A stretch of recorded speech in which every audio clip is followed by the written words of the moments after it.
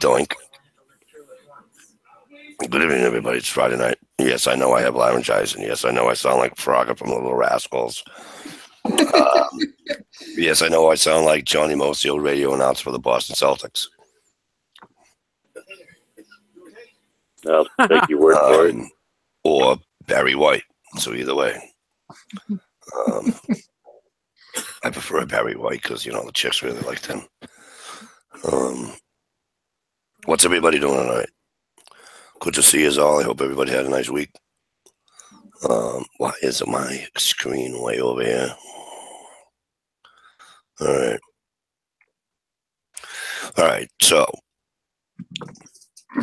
tonight we got pretty much the usual crew. We got Luke's back with us. We got Stump with us, and we got Stevie with us. I sent an invite to Groovy. He's probably out with the chick, which is fine. I'm waiting one of these days for Gear Grind to make an appearance again. Hell yeah. That'd be cool. Let me do a little rundown, see who the hell was there or not, and then we'll get back into what we were just talking about off air.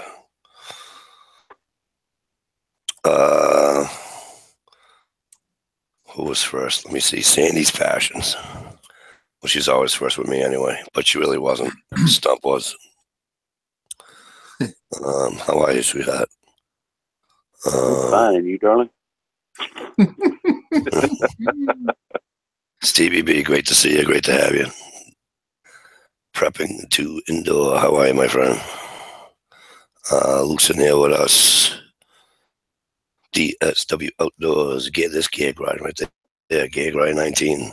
Gentlemen, how we doing?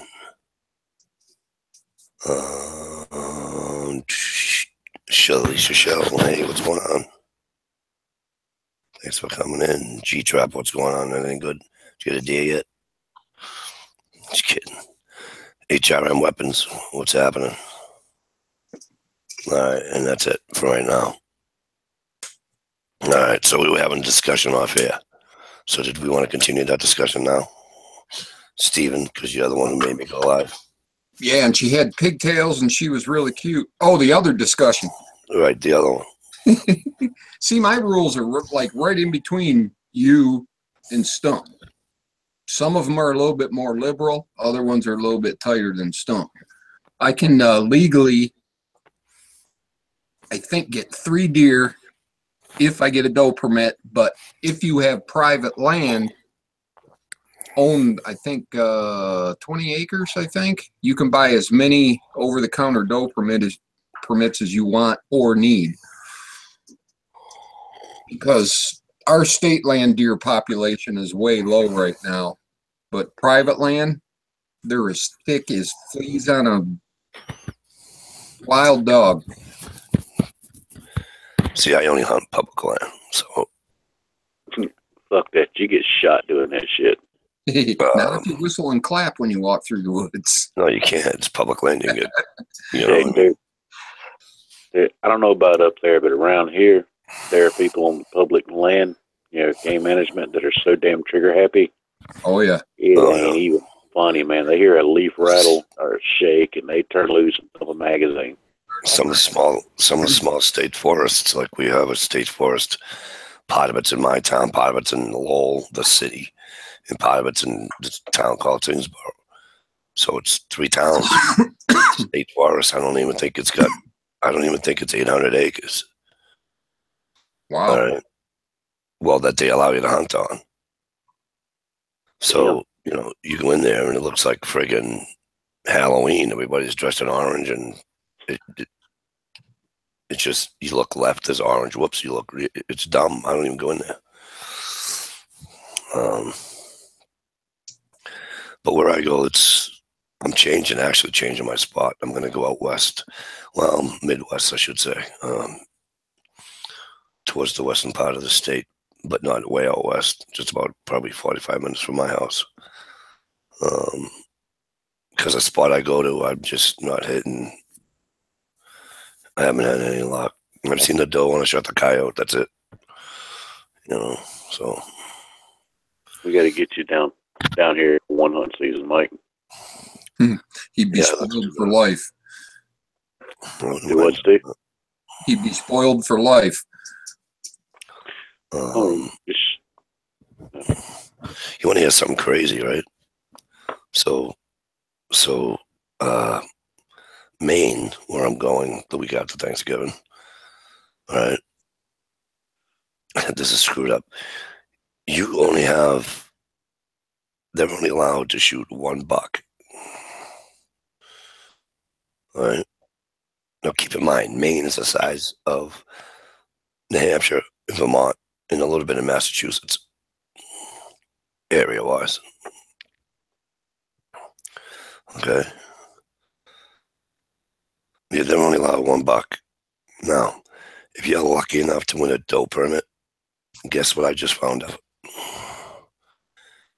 You're only allowed, so if you get the doe permit, you can't shoot two. You have to pick. Either.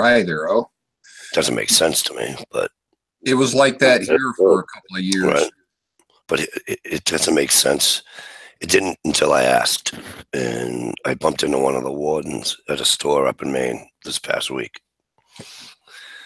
And so I says, "Can I bug you for a minute?" He says, "There's no such thing as bugging me."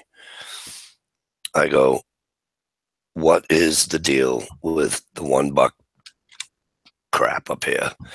And if you get a doe permit, you can't shoot a buck and a doe and say, what is all that?" About 4 or 5 years ago, we got nailed with snow. Absolutely pompled with snow. All right. He said that we probably, well, not we, but, Maine. Mm-hmm. Maine probably lost about 8,000 deer. Wow. Yeah, that harsh winter kind of thinned out the herd from the get-go. That's a lot of deer. Realistically, the only way an area like that can recover is to literally skip at least one hunting season. Right. That happened to us in the Upper Peninsula one year. They just got hammered with snow and wiped the deer out bad. Well, you know what they do? Well, they know what they did up in Maine is that, like this doe permit that my buddy's got, they don't have them every year. Yeah. Okay. They go by the biologists and all that, whatever. And they say, yep, zone 7 can have X amount of doe taken. Yeah. So they haven't had one in our zone, which is zone 7, for like 3 years. So. Yeah, I don't know what our DNR is doing. Our deer herd is way down on state land because it gets hammered, but they just keep handing out the doe permit. So, well, I mean, it's the same up here in Canada. I mean, if it's it certainly is from a census they've basically done, and the numbers they kind of gather for stats, and if it's a rough winter or if it's a wolf population, certainly that's higher, in numbers, you're going to have decrease. If there's a lot more snow, the wolves can catch up to the deer a lot easier. All these types of things can, certainly dictate it. When we was out in the East Coast, it was caribou. And on the island that I was on, for instance, there's only 800 caribou and that was a rough number, certainly. And so they would issue 50 tags, a year. And then one year they had an influx they figured about 400 or 500. And so they went up to having 100 tags issued, and they figured that was actually too much. The other thing is that if we have a heavy freeze, technically all 800 of those caribou could just walk right out of the area, go, So there's that other aspect. If there's no borderline from Maine down to Massachusetts, for instance, I mean, maybe they'll head south if the weather starts getting not very favorable for them, so they could move in some instances. But maybe that's not a factor there. I don't really know. Well, we do get the wolves out of there. How much I know. And what's been happening with them. First of all, before I open my app, I want to say hello to Guns Girl. Good luck tomorrow. VBorg 001. How are you, my friend? great to see you. Ronnie Brown, great to see you too, sir. How you been? Who did I miss? Anybody? No, I didn't. Okay. And they're, of course, now they're breeding with the coyotes. All right, so now instead of having a 35-pound coyote, you're getting like a 50-pound coyote, which I guess works in a lot of favor for those who trap them or hunt them or whatever, because they're bigger, I'm assuming, right? So I guess that's a good thing. Wonder when that started happening. When did the coyotes and the wolves start breeding together? Because the first I'd ever heard of it was out east. When they someone said they shot a coyote, but it was massive. It was the largest coyote anybody had ever seen out there, Right. and quite frankly, wasn't almost recognizable as a coyote, and it wasn't recognizable as a wolf. So they started thinking we must have a crossbreed here. They sent it away for an analysis, and sure enough, there was both species within the species. And I thought that was incredible. So this is the first I've heard of it. Now you've said it again. So while I'm on pause here, I'm going to check a little bit of information, see if I can find something on it. Yeah, they've been crossbreeding up there for a while. They traced them back, and they think they first started doing it in the Algonquin National Forest or Park, whatever it's called. That's why they don't allow you to trap wolves there, because they're afraid of wiping out the coy dogs. I mean, the coy wolves. Right. Because we have coy dogs Right. out in the western part of the state, and they're just as freaking big, if not bigger. And it's screwed up. But like I said, that coyote I shot, he was all of 45 pounds, 40 pounds. Now, we're not the Midwest, we're not like even the Southwest too. Their coyotes aren't supposed to get any larger than 30 pounds, 25 pounds. Right. Usually. Right. Well, All right. They usually run the line right down the Mississippi.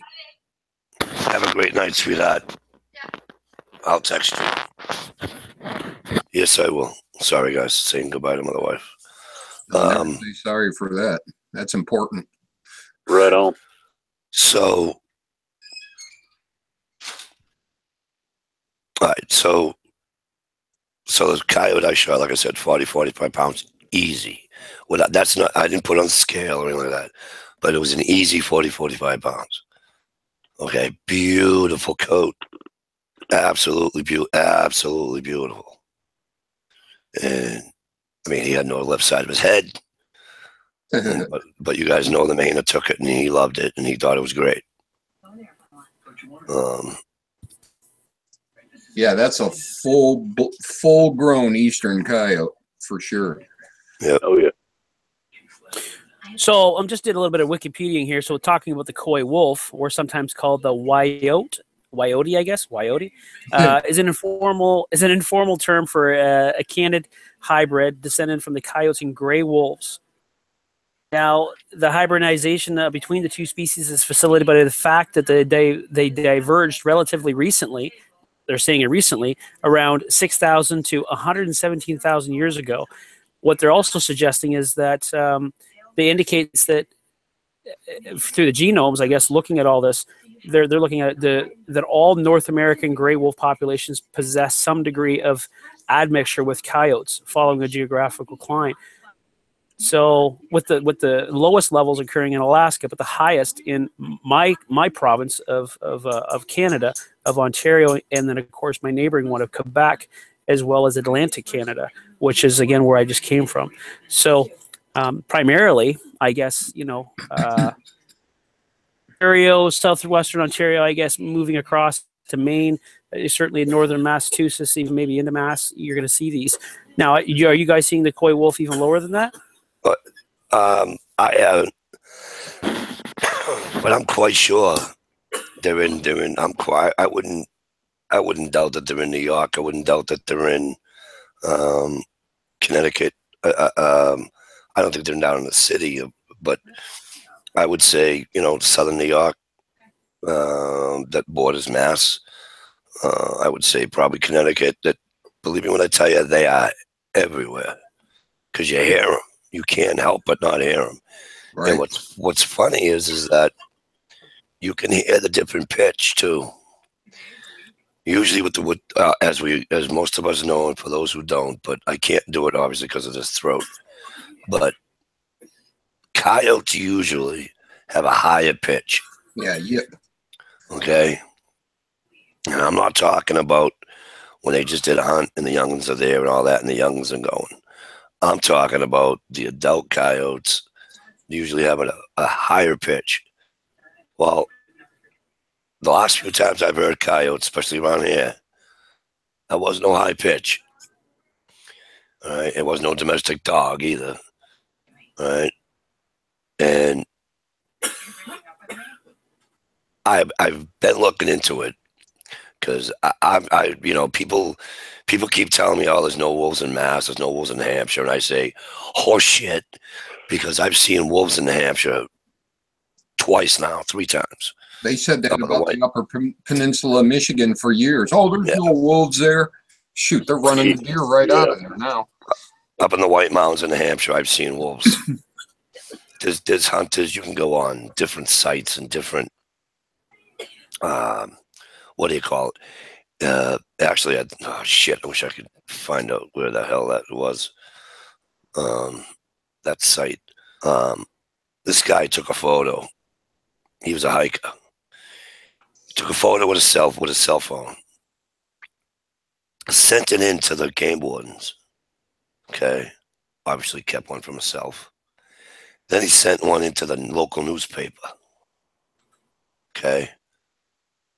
Of the paw prints that he found. All right. Dude, the sons of bitches was about the size of my hand. All right. It was like this big. It was freaking huge. Huge. It was unreal. And it's a wolf. There's no ifs, ands, or buts about it. Right. Well, it took them forever here to confirm the cougar sightings and stuff here. Yeah, same now here. Finally came around and said, "Yep, we got evidence." We have evidence. You want to hear something how we're related, Steve?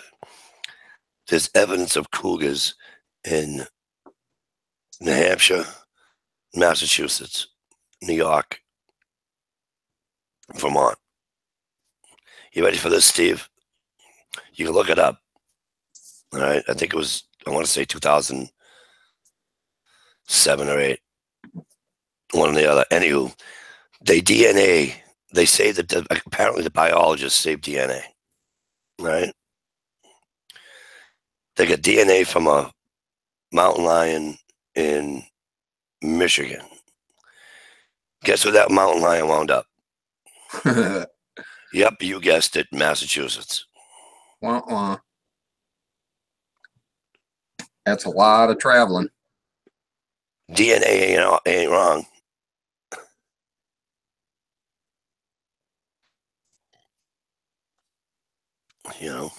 Yep. Well, to speak to that, anybody who's paying attention to maybe the coyotes they might hear around their residence as such. Further in that article, talking about a description of the crossbreed, it states that the howls will start off much like a gray wolf vocalization, but changes part way into a coyote-like high-pitched yipping, and which I think is what we have around here, because we can hear 2 definitive different packs, one up high on the grounds and the one down by the river. And you can hear them calling back and forth. And at some particular point, they sound very much like coyotes. It's aggressive yipping, like they're scrapping over something, right? So we hear that quite often in the evenings here. And we've lost 2 cats. So, they're outdoor cats. Yep. It's a gamble with them, and we had it for about a year. The first one gone. The next one we had another year gone, and about the same time time frame too, late late fall, so like where we're at now. So strange. I probably shouldn't say this on the air, but so we got a customer down the Cape Cod, and for those who don't know where Cape Cod is in Massachusetts, if you look at a map of Massachusetts, it's the arm. Okay, that's Cape Cod. I got down to do a customer the other day at Wednesday, deliver some shit to a customer. And we were shooting the shit, and I told him, I said, by the way, I said, you got some massive coyotes down here.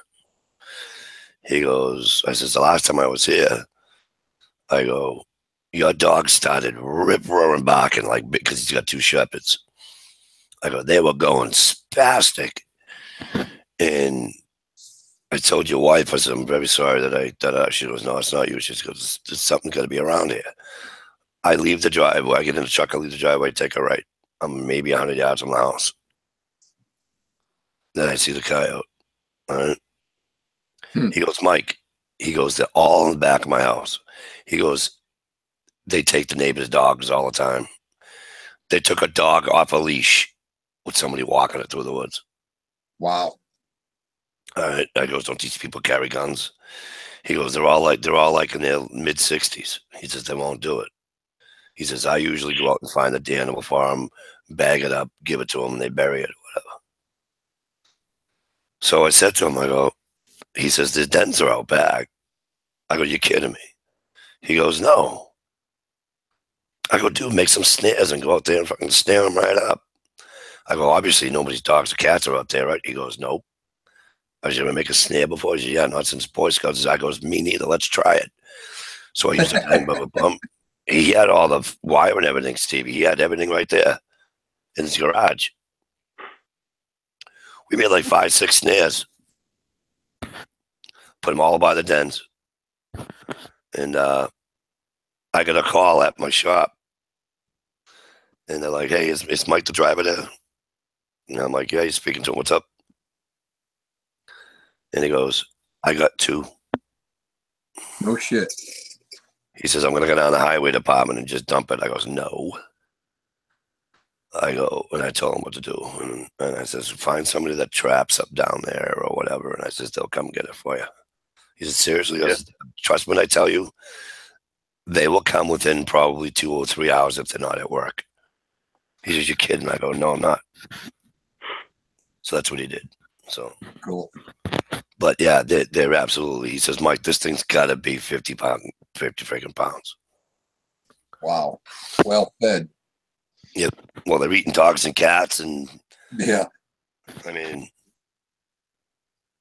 well, they say they're getting it tricky enough now. They'll take a female coyote who's in heat and set her out front, upwind of a dog, to lure the male dog out into the woods, and then the rest of the group gets them.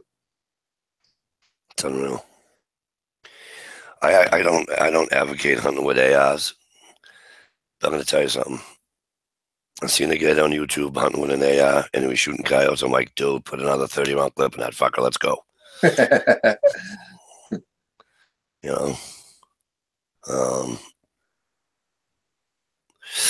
don't know. They are different animals today. It's weird, but that's. I mean, hey, that's the cycle of life, right? I mean, what they used to say, sharks used to walk, right? So what the fuck? Shit happens. Yeah. You know, well, shit happens. So I don't know what it's like down there, but up here in Canada, even southwestern Ontario, certainly where I'm at, you know, it seems like it might be more important to have these predator animals around, because I think there's less hunting going on up here. Really? I would suggest it's very, very strongly that the numbers are dwindled to it. I'd say half, you know, for sure in the last 30 years, not 50 years, but 30 years, I would say it's dwindled to half of the amount. So we're going to need some predatory animals to keep things in the balance, right? Unless they increase the quotas, which, you know, certainly, or certain your limits, bag limits, which they have not done in at least, geez, I don't know. I mean, at least 40 years, you know. There's some things that, you know, like different wildlife, but as far as, you know, coyotes, yeah, predator animals, coyotes and stuff like that, they'll increase some of the bounties on those, $45 a pelt, you know. I think that's what they are here, $35, $40 a pelt. something like that.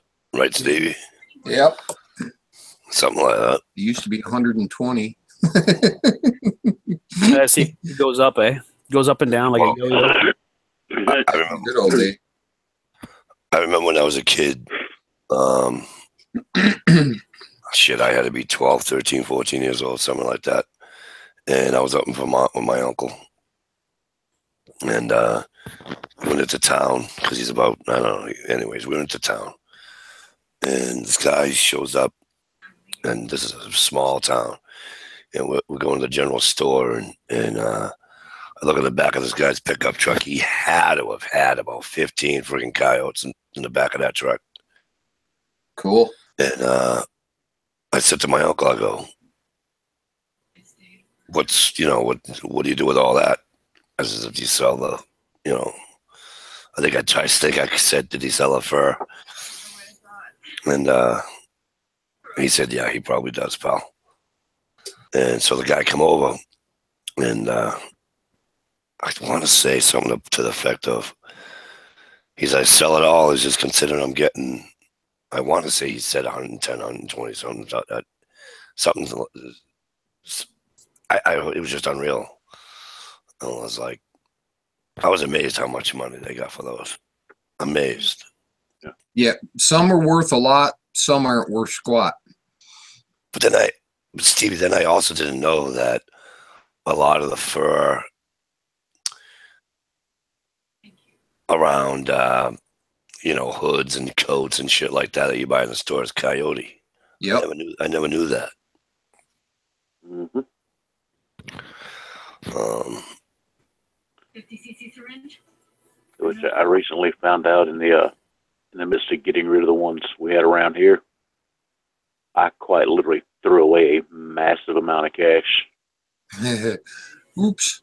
I mean, you figure realistically over the course of a year and a half, I took out over 300 coyotes down here. Wow. Yeah. Hell, the buck of beef, it's a new gun. Yeah, and you and I were talking about the beaver trapping down here. That's a banale. I was talking to a friend of mine, one of the local game wardens. I had no idea the state here actually has a bounty on them. Oh, really? You don't have to worry about the fur so much.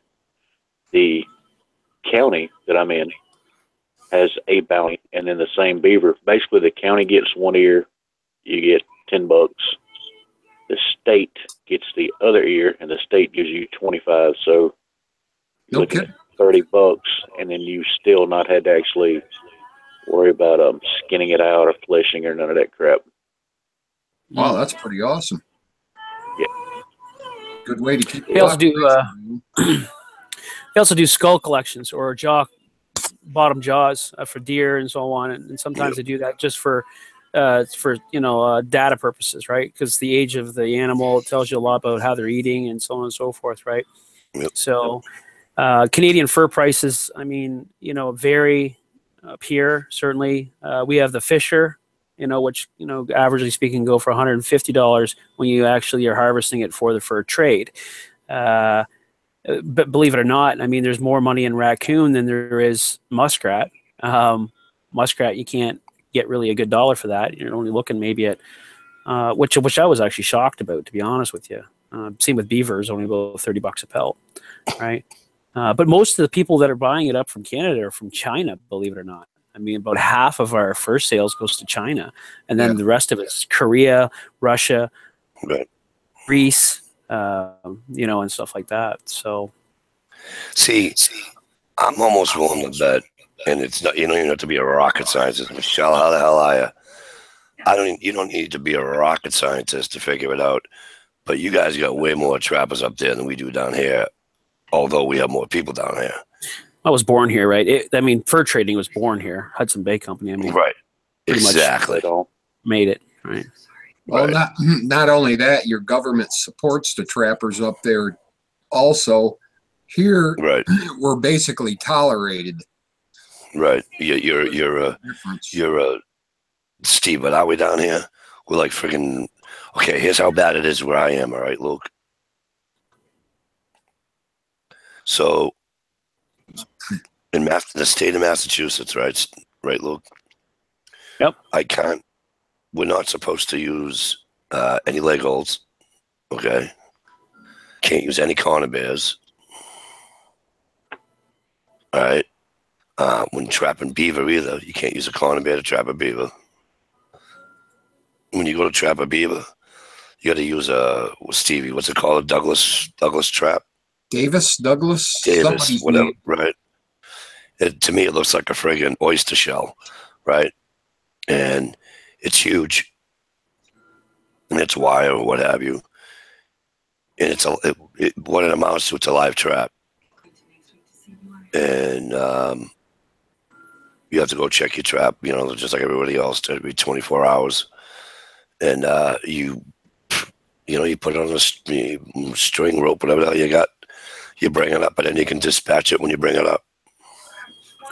Yeah, a lot of them here is that way. Well, it is in some senses because, well, it is because if the animal's trapped, then I mean, what happens if you don't go back, right, and get it? Then it's going to suffer a lot longer, as far as I'm concerned. Yeah, but my point is that no, I'm not. Again, everybody around here knows I'm no fucking trapper. Okay, zero. I understand a little bit of it, but using a corner bear, there's no freaking way in hell that thing's suffering.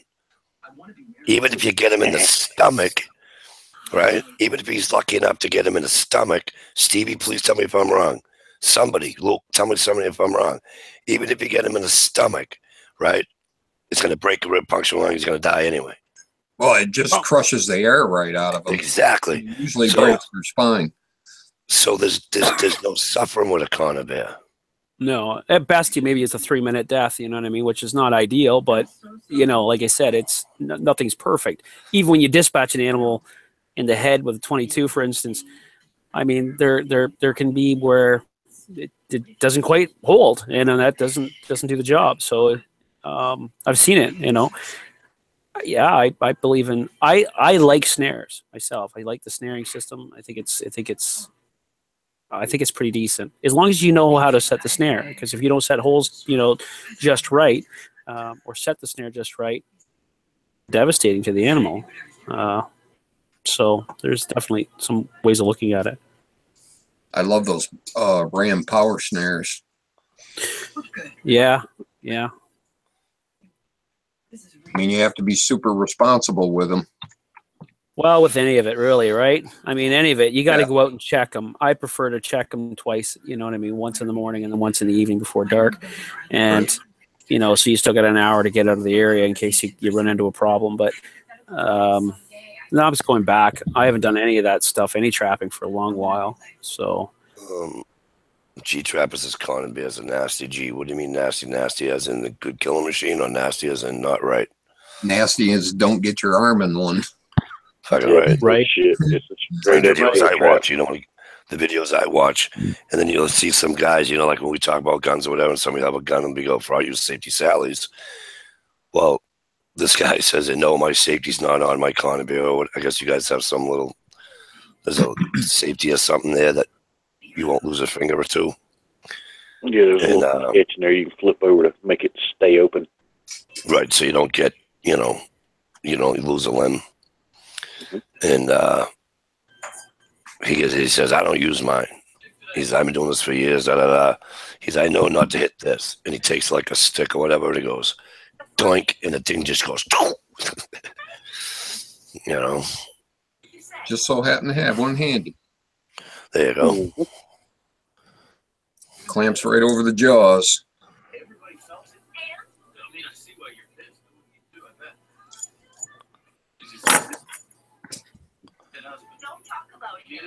Yeah, I've had them things blow up in my face before. Screw that. I ain't getting my arm in it. So here, you want to hear about, it's like the Hatfields and McCoys, okay? So, all right.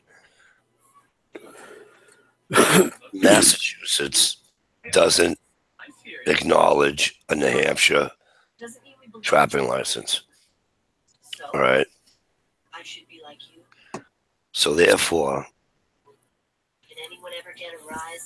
I can trap in the state of New Hampshire. Cost me about $400 to do so, but I could if I wanted to. You ready? I can't trap beaver.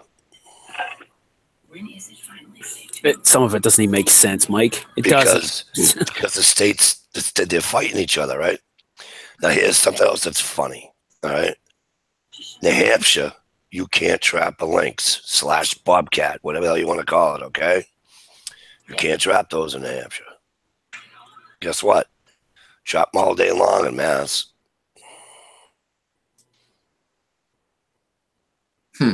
It's just silly. Absolutely silly. I think it's more them two states feuding than anything, and you guys are caught up in the mayhem. Yeah, because we enjoy hunting in both states. You know, I know guys that have, they call it the New England rounds or whatever, New England whatever, right? And so they live here in Mass, so they'll get a license in Rhode Island, Connecticut, New York, Vermont, Maine, although New York isn't New England, but they'll get Vermont, New Hampshire, and Maine. And some of the guys call it the Grand Slam, and they get a deer in each state. You know, and it's public land. They're not going out with a guide. They're not, you know what I mean? It's all public lands, and that's, you get 5 deer, 4 deer on public land in 4 different states. That's freaking good, in my opinion, anyway. Hello, Dish. How are you, sweetheart? Michelle, I hope everything's going well out there. And I'm, like I already said, I'm glad you made it out there safely. Partisan Girl, better known as PG. How the hell are you, my friend? Good to see you. I don't know. I don't know how the trap laws are down where Stump is, but I'll never understand them up here. Never. It isn't even worth me getting them one up here, really, to be honest with you. Yeah. Well, down here where I've been looking into it, it's even if you're not doing it for the fur, you know, just nuisance trapping, yep, it's extremely cheap to get into and fairly damn profitable as long as you can get, I don't know, 5, 6 a year. And there's not really so much various seasons down here for these what they're considered to be nuisance animals. It's a year-round thing. So you can go spend your $25 for your trapping permit, and then spend another, I think it was $6 or $7 to get on the list for nuisance trapping, taking care of beaver. You know, what the hell they call them. A lot of folks down here have problems with them. Their pond dams. They drill holes in the pond dam, end up blowing the dams out. Nutra. Yeah, some kind of damn rat. Right. Yeah, Nutra. But yeah, the state and the county both have bounties on, you know, like 6 different critters that are on the nuisance list. So I mean, your name goes on the list, and you get paid to go, you know, trap these critters. You know, get practice at doing what you want to do, so that you can go after more lucrative animals on a fur trade level. You know, but yeah, down here it's kind of free for all as far as trapping is concerned.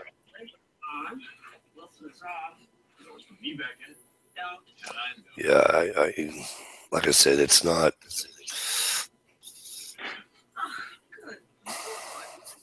I mean, I suppose I could catch anything I wanted in a safe trap and just dispatch it myself, but illegal. Second of all, I would have to dispatch it with either a bat or a knife, because I can't, you know, I'm way too close. I can't let a gun off over here. Yeah, that was a thing too. You were talking about the traps and all a while ago. Here in South Carolina, if you're getting started in it, you know, it's the first 3 years you've had your trapping permit. Yeah.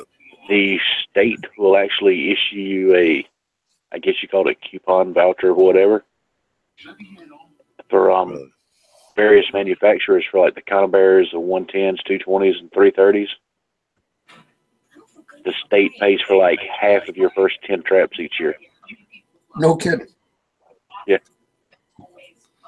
That's awesome.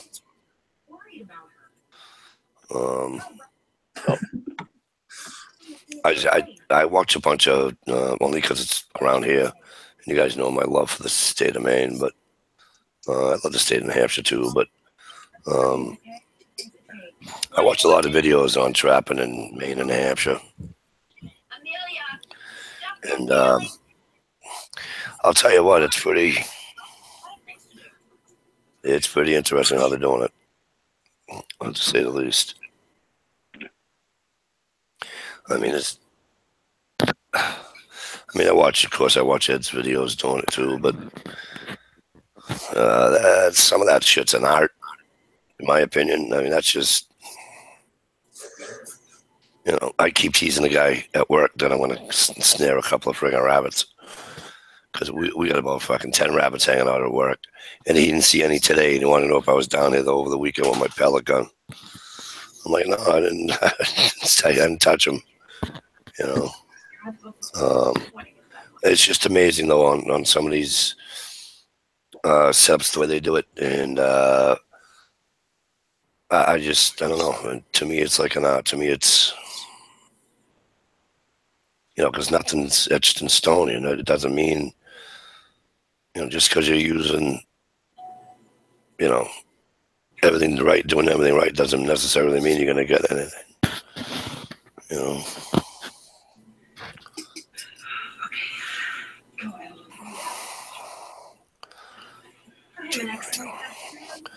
Oh, cause that's pretty good that's nice, Don. Good to hear that. 3,000 acres. That's what I'm buying as soon as I hit the lottery. Mike, Then I'll hunt and trap. Mike, you could always do like I do out here. All these farmers. And God, grand total, I've got like 6,000 acres I get to roam and hunt, trap, whatever I want to do. Just because I keep the coyotes down for the beef farmers and shoot deer for the folks growing corn and soybeans, stuff like that. Show these folks a little bit of respect and treat their land decent. Hell, man, they'll beg you to come kill shit for them. Right. She's my mother. I take care of her. She has dementia. She didn't know it was me. She didn't know. That's too funny, Michelle. X-rays. I don't know. I still just think it's. I mean, I've seen, growing up, I've seen traps out in the woods. I've seen, and we had teenagers and I got a couple of guns. Oh, let's pull it up. Don't touch that fucking thing. Don't touch it. First of all, it ain't yours. First and foremost, it ain't yours. Don't touch it. Second of all, you don't know if this is a guy's livelihood, if, whatever. Yep. But beaver, though, I'll tell you what, I got to get a hold of me 2 beaver. And a couple of reasons why. I've been told that it's good eating. Oh, here we go. I love talking about beaver. Right. So, as you guys know, right? I've been told that, you stew and all that, anything or whatever. And then I was watching Boss of the Swamp. And you guys know that he traps too. Not, he just does it as a thing. And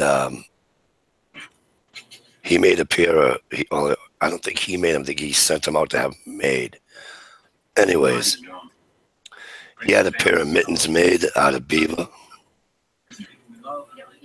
So I made a comment on the video, and he wrote back and he said, "You'll never put your hand in a warmer glove, ever."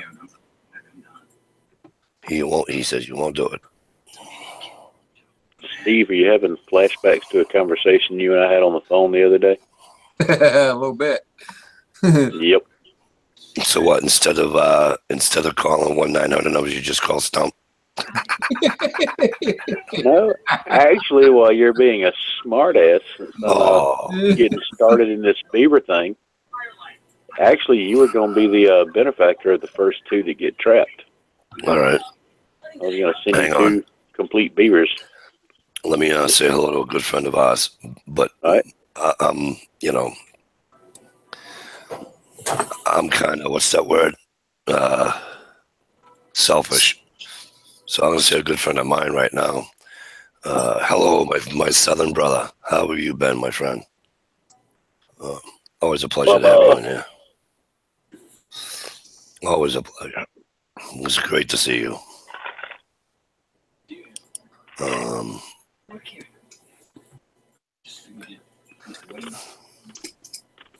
But yeah, I just want to, I don't know.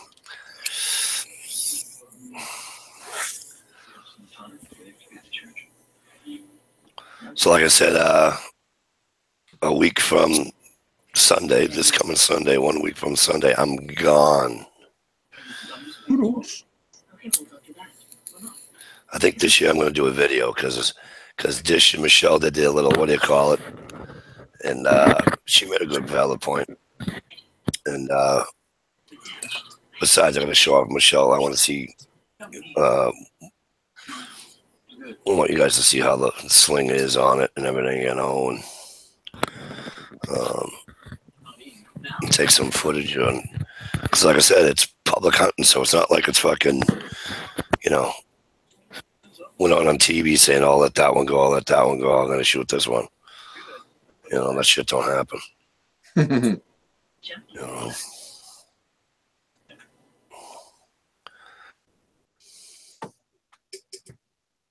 Yeah, I'm hoping to get one to stand in front of my little baby. Is my Right on. Hang on a second. Do that again. it's Nice. that.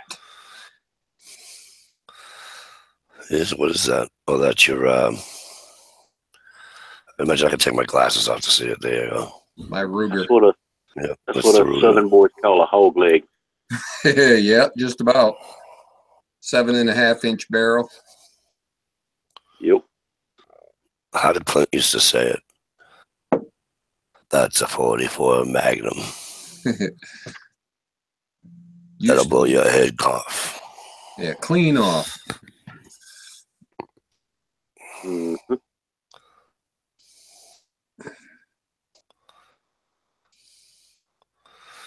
Yeah, they are, Don. They are pretty pissed off about the coal industry. I'll tell you what. I have no problem with. Here's my rant on fucking what do you call it?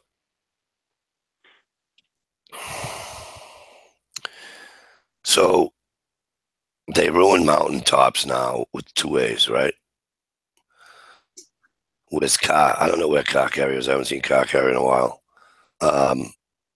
They ruin mountaintops with the goddamn wind turbines. I like to refer to them as windmills. All right. So they kill mountain ranges with all those. You know, there's nothing worse than looking at a beautiful mountain range and then looking left and seeing fucking 20 fucking dumbass fucking windmills. Now, half the time aren't running. But now, exactly. But now, well, not, I shouldn't say now. It's not like they haven't been doing it before, but in certain areas, the mountaintop is now flat because the coal diggers are not blowing out the mountain, going down. So you can't win. Yeah.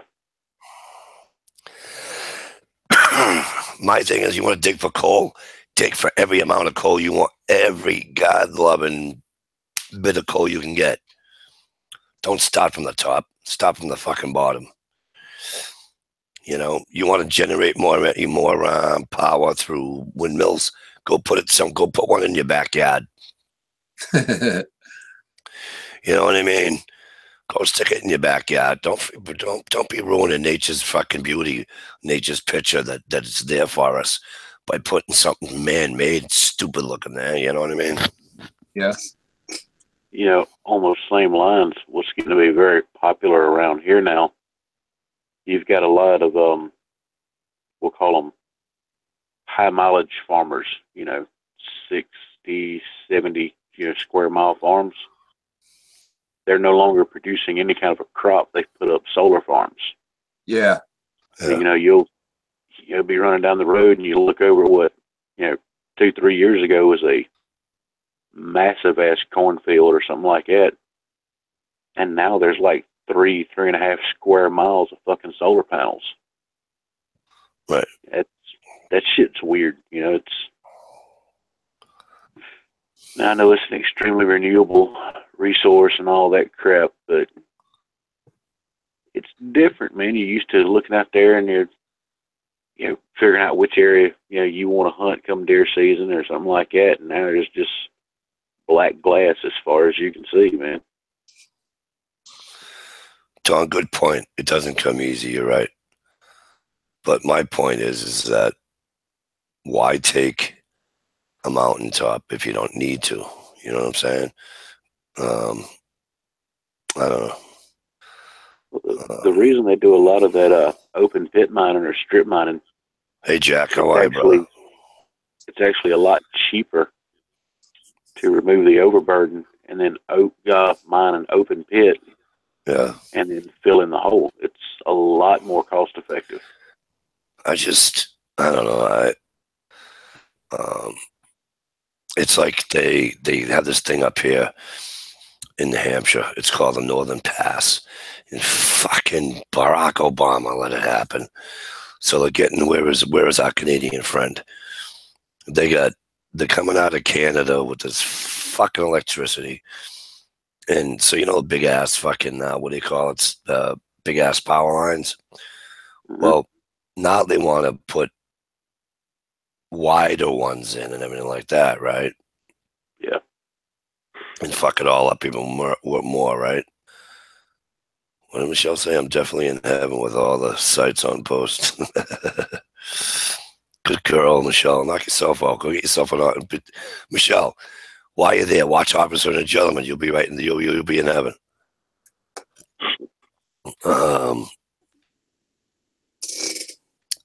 Help me out. What was I saying, Stumper? Windmills. Talking about want to put in the larger diameter lines. So the Appalachian Trail Club, I know there's a name for it, but I'm going to call it the Appalachian Trail Club, okay, for short, who has vast amounts of money, fought them in the state of New Hampshire because I guess they wanted to go near the EAT, and they said, fuck you. You're not going in. Hey, Philly, what's going on? You're not going anywhere near the EAT. So apparently the Appalachian Trail people have some pull somewhere. Yeah, it's called financial.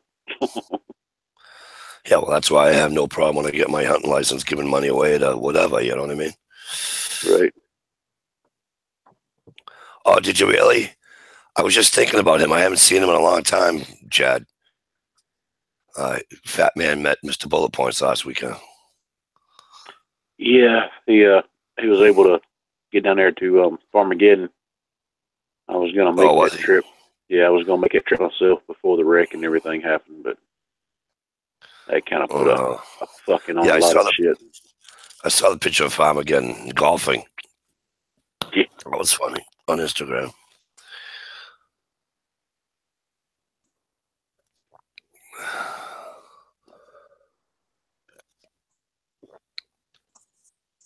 Philly, have a good night, man. Good to see you, buddy. I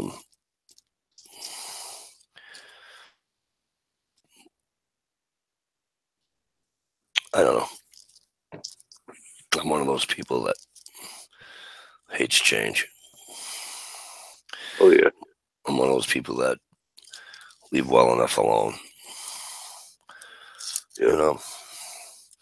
And then people like my father, he moved to Florida, retired from CBS, working on his new place. Good, that's awesome. Then you got guys like my father. He says, Mike, where the fuck do you think all the roads came from? It was somebody's land that they took. All right, you got me there. I said, you got me there. I says, but Dad, these are national treasures they want to fuck with. Dad, if somebody said they wanted to take down Mount Rushmore, would you let them? Fuck no. I says, for Christ's sake, people around here are pissed off that the Franconian Arch is gone. For those who don't know what Franconian Arch is, if you've ever seen a New Hampshire license plate, it's the outline of a man's face. It's called the Old Man in the Mountains. Well, that fell down. There is no more Man in the Mountain in the state of New Hampshire. Yeah. They tried to refurbish it and all that, and it just didn't work. Nature took its course. That shit happens, you know. Yeah.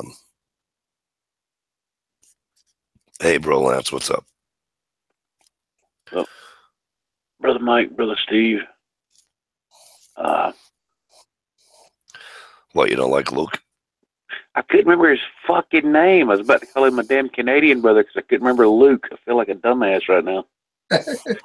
Never worry about it. Right?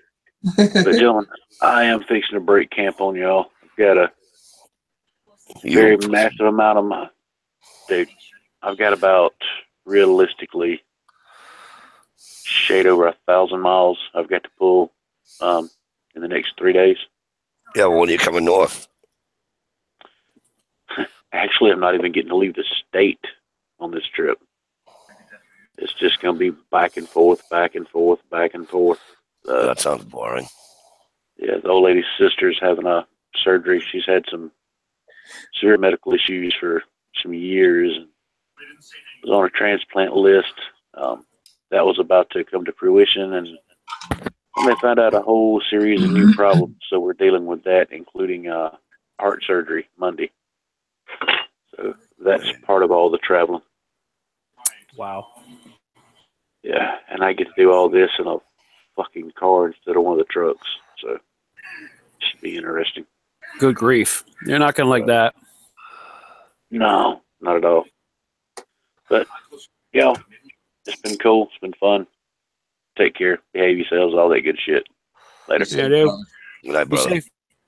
Hey, Jeff, Later. how are you? What did I miss? Something else? Michelle, it's 1 p.m. Oh, that's what I figured. It's like 14, 13 hours, what the hell it is. Oh, Michelle, do me a favor, will you? Can you tell me what the fucking Powerball number is? I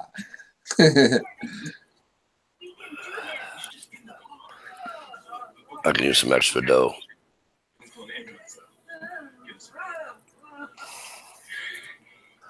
Yeah, if it were only that easy. Right. Don't you wish it was? No, because everybody'd win but me. Yeah. I hear that. That's my luck. I think I used up all my luck on YouTube with the winning stuff. So I am totally stoked about going on. I'm actually pretty jacked myself this year. 4 hours away. I think the best part, other than the obvious, right? But I think the best part is being in the woods and not hearing a fucking car go by, a siren. You know, it just... Well, I'd have to drive about 3 hours north to get to that precious spot. I get it Jeff, for how hours have you at a been? time. Now, hours at a time, I can get that here. But, I mean, and nothing. You won't hear a car. You won't hear nothing. You'll hear the coyotes, like I said, you know. Right. Or you can hear the lake because the lake's pretty close. Yeah, otherwise it's very quiet here. So, but that's why we picked this spot. Quiet.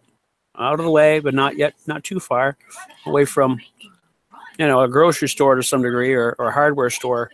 It's within reason. Oh, nice. I know. See, that just says, "Oh my God, she can't wait to do a video on Mikey's hunting trip." She only makes videos on me. I love it. Right? It'd be nice. She'd get out there and go hunting herself and make her own I damn know, right? video. I know. Man. Well, she can't ice fish anymore because she's in the fucking south. But that don't mean nothing because our southern brother came north to go ice fishing, so she can too. Right.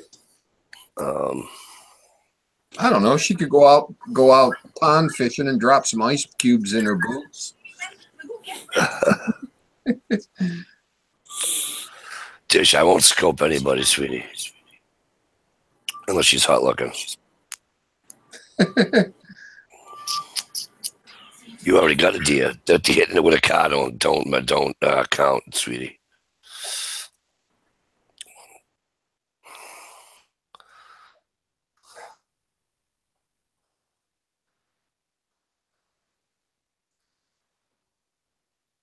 Yeah, that's where I go. Perfectly incorrect, Don. I right about. Let me see. I stay in Aquasic, which is just outside of Rangeley, and just north is Dallas Plantation. It's a plantation, it's not even a town. And then right after that's where I stay with my kid. And then there's no power either after a certain amount of. I loved it. Absolutely loved it.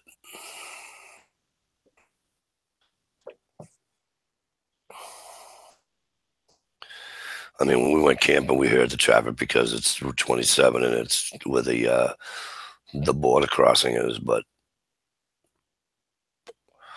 at night, you didn't hear a friggin' thing.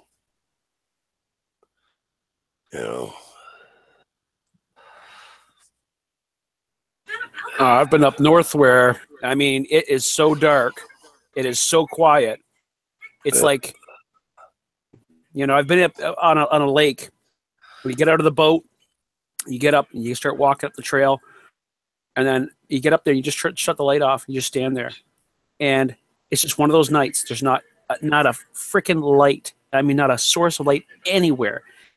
And you hear absolutely nothing. It is like a deprivation of just about everything. It's such an eerie feeling because it's like you're almost in a dark, complete hug. I don't know. It's so strange, I've experienced that a couple of times, and only a couple of times truly deprivated of everything, wicked. But where do you go to find that anymore?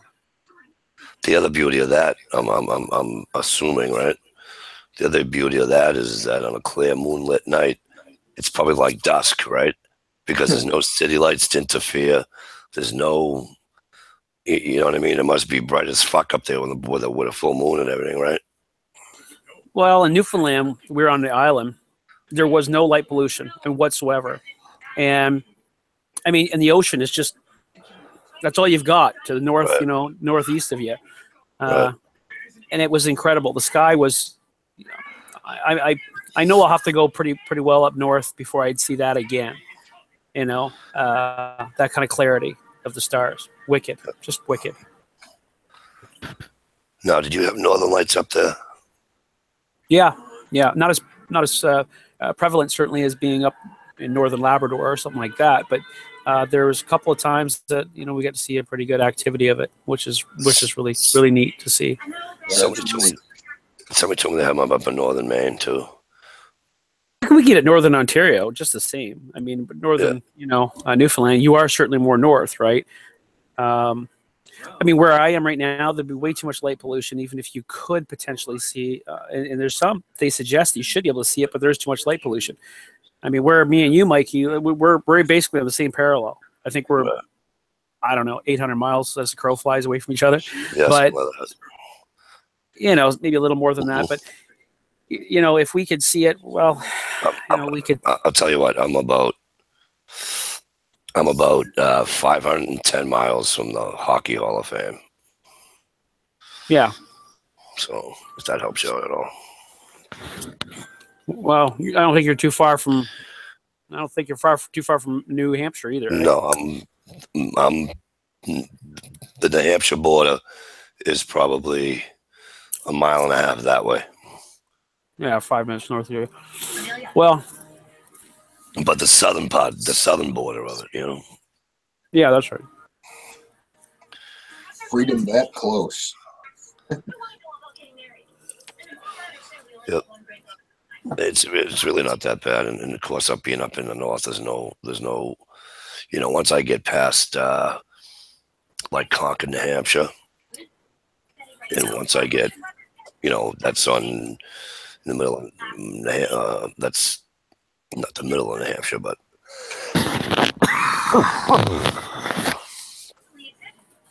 and in Maine, once I get past, well, there's never any traffic in Maine to begin with, but wow, once I get past Portland, it's just smooth sailing, Hmm.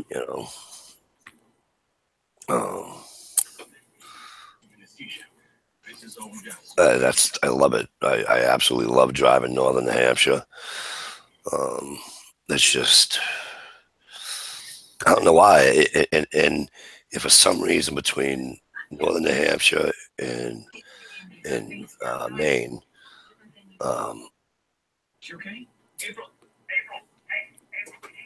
I don't know what it is with the people. Maybe because they're not in such a rush. I don't know. I just really don't know. I do know one thing. Hey, there's assholes everywhere, right?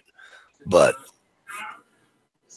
there are way less assholes up in northern New Hampshire and northern Maine and central Maine than there are in this whole state of fucking Massachusetts.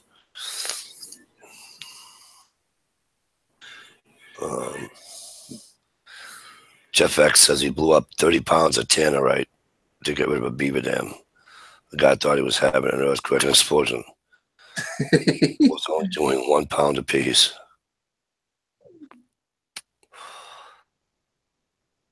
Let's see if we don't have permission by the, what do they call it? You can't touch a beaver dam.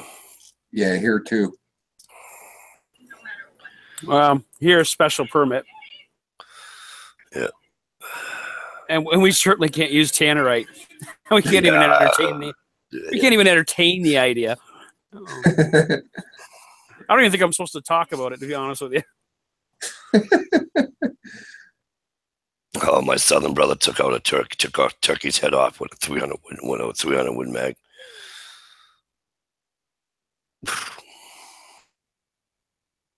Where did Dish go? Hard telling.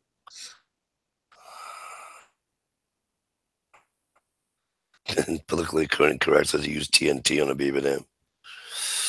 Awesome. Those are some good vids. Holy shit. Who did that? Somebody else did it. Holy shit. His name's at the top of my brain. I know his real name, but I'm trying to think of his YouTube name. Sass Green, 13th Man. I think he put out a vid on blowing up a beaver dam. That was kind of funny. Yeah, pretty much, Don. It's horrible. I really don't even mind liberals. It's not so much. I'm not one of those types of people that say, "Oh, you're a liberal, I can't talk to you," because that's, to me, this is just for me, anyways. I can't be like that. No more than I like people that don't talk. Well, you're a Republican or you're an independent or you're whatever. I can't talk to you.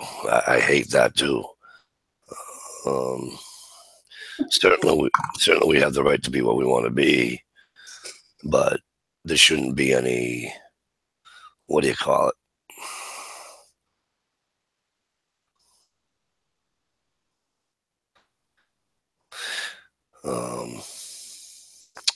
How's the word I'm looking for? animosity, I guess. Just because people aren't on the same team. Massachusetts just dumbfounds me with some of their rules and regulations. Oh, here's one for you. You're gonna love this one. It's not Maine. It's not Mass, though. It's Maine. So my buddy that I'm going hunting with, because it's muzzleloader season, and there's been bear up there, apparently running around like squirrels.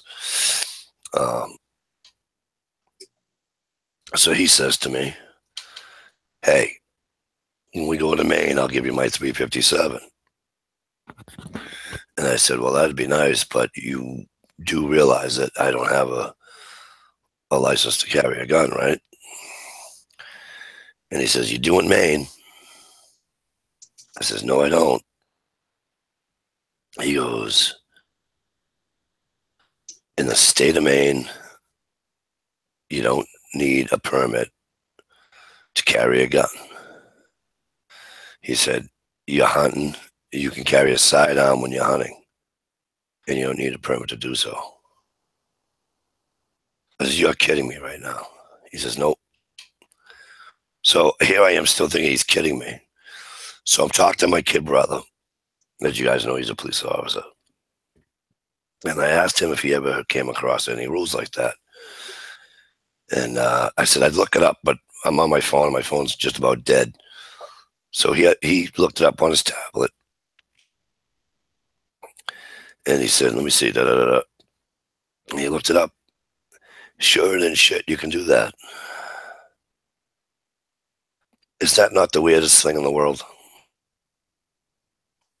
Different. Constitutional carry, or does it have to do with hunting? I think it's both. I think it's just a lot to do with I think it's more the constitutional carry than the hunting. It could be that the hunting gave precedence to the the hunting aspect of it and the threat of being attacked. So that was a real threat. I think would give precedence to giving weight or support to a constitutional carry for that purpose. It would be true to the best of the definition, I think, is a constitutional carry. But you know what I mean, though? It just lends credibility to it. Yeah. More than just that does. But up in Canada, if you have a trap line and it's a certain size or something to that nature, I don't quote me on it, but I do know that you can carry a sidearm for that purpose, where nowhere else in Canada can you carry a sidearm for any reason. But that in itself is animal quickly and protection, because you're basically handling dead animals. So yeah, let's just put a bunch of dead animals on my back and basically walk through the forest. It's not something advertised, but certainly the people in the trapping community know about it. So So let me ask you this. Now, you can't carry a sidearm. Can you own one and keep it in your home for self-defense? You had it right until you said for self-defense. You can't have anything really firearm related for self-defense. Can you use it? Absolutely. You can use anything for self-defense. But in that sense, it has to be a weapon of opportunity. You had no other option. You know what I mean? It was an option. You utilized the option. It doesn't matter how you stop the threat. It's just that you stop the threat. Just don't say it out loud. Well, that's it. And that's really how it is. If you ask a police officer to say, can I shoot somebody if I have a gun in my home? It's not primarily there for that purpose, and it is registered and so on and so forth. They say you can stop the threat by any means necessary. That's how it's worded. You can stop the threat by any means necessary. So it's vague. You know what I mean? It doesn't. Well, it is, but it certainly it leaves it open so Right. that it could include a firearm, a knife, a vase, whatever. Right. Because I know here you can, you do your thing. So, all right, you guys obviously know I don't have a gun permit. However, I do have, shotguns and all that, and rifle, and the rifle's down south. But anywho, I have long guns. We'll just say, okay. I can use that for protection of my house. But here's the funny part about Massachusetts, right? Well, it's probably everywhere, but it's not the police department that you have to worry about. Okay? It's if you so choose or need to, one or the other, right? To fire upon somebody in your home and you do wind up killing them, it's the wrongful death lawsuit. Yeah. That you have to hire an attorney, and a good one, and hope you get off. Which, to me, first of all, ties up way too much of the state's time. Okay? Because if somebody's doing something illegal by coming into my home uninvited, I don't know if they have a weapon or not. It's not for me to ask. Unless I have my gunpoint. Do you have something on you? You know? God forbid something happens where you need to do that, where you need to fire it. Okay? Why is that a wrongful, by definition, right? Why is it wrongful? Why is it a wrongful death? I agree. Because That shit should never make it to a courtroom. Exactly. As long as the police investigation, once they complete their investigation, and the police department says, we'll use me, okay? Mr. Delucia was found, whatever, and he was in the right. He didn't do anything illegally in this shooting. Why then does somebody have a right to go from there to a wrongful death suit? It's not wrongful if the police department said that I was in the right. Why? Well, because I killed your loved one? I wouldn't have to kill your loved one if they didn't break into my fucking house. Right. Well, I don't understand is why they allow circumstantial evidence in a wrongful death lawsuit. So they break in your house or they're doing nasty things to your family members. I mean, you don't deserve to live. So who the hell are you? Because that's what I would say. See, people think I'm fucked in the head to begin with, but I would make my lawyer ask, and if he wouldn't, I'd ask, and I would say, can you please tell me why you thought it was okay that your son was doing nasty things to a family member of mine, and you think it's wrong that I took his life? I'll just ask him point blank. Because it's not, in my opinion, it's not wrong. In my opinion, your son would probably still be alive had he not come into my home and did those things. So who's at fault, me or him? Well, I mean, I agree with you. I agree with you on that. On that level, I really do. Whether I agree with you, though, that certainly is almost an expression of my opinion, which, based on your opinion, even when it comes to a courtroom or the justice system or the laws, how they've been set up, whether it's federal level, the reality is that one's criminal, one's a civil court case.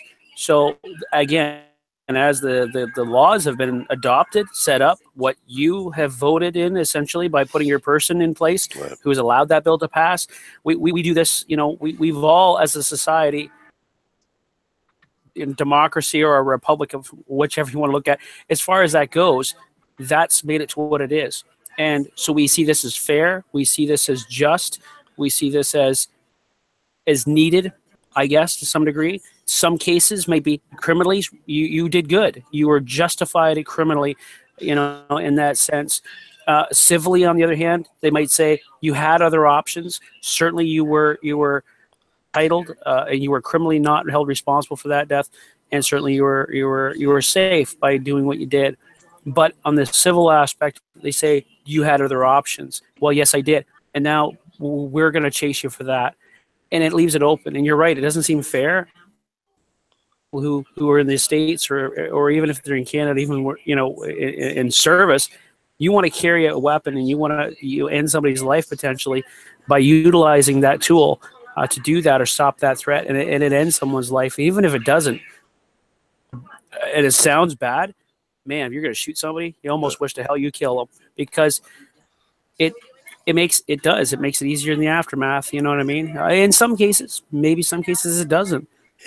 But it's so broad. There's so many variables. And this is why insurance companies are like, because what Politically Incorrect wrote, he wrote, the crook in D.C. fell through a skylight and won a lawsuit. I believe this. And when I was a kid, I went to a local supermarket, big chain supermarket down here. And so this guy was caught stealing. So they bring him up into this office area, right? So you like your courtesy booth where all the girls are, they cash your checks or what have you were here. You walk up the stairs and it's an open area, okay? And so above these girls that work is the manager's office, and that's wide open. So they had this guy up there, and that's got to be all of 20 foot anyways, right? So they call the police department. This son of a bitch decides, I'm not going to court. He jumps 20 foot, lands on a strawberry table, shatters his leg. Sued the company and settled out of court for buku dollars. Wow. It's phenomenal. Phenomenal. Yeah, that crap needs to go away. Jeff, if you were still up here back then, you might know. It used to be Demoules, but now it's better known as Market Basket, although I still call it Demoules. It's remarkable. I'll never understand how they get away with it.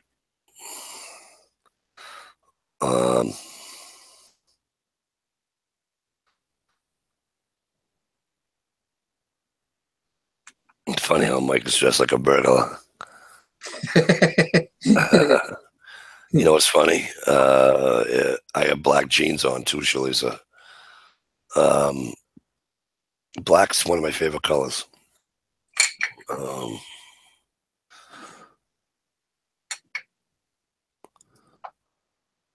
And in the winter, when it's cold, I like wearing black because it retains the heat.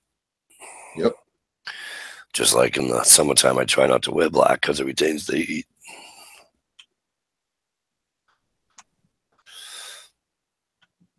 It's not even again, Greg. It's not liberals. It's just it's more loopholes than anything. It's more, you know.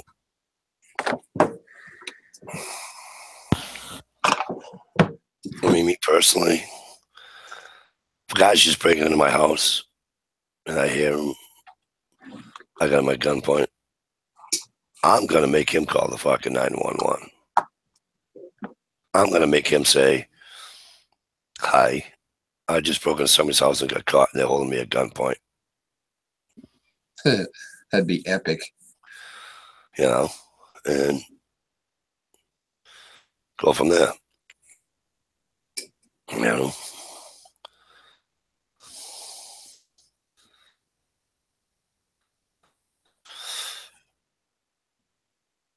You're an Antifa member. I am not an Antifa member. What's wrong with you? What the fuck is wrong with you? Antifa.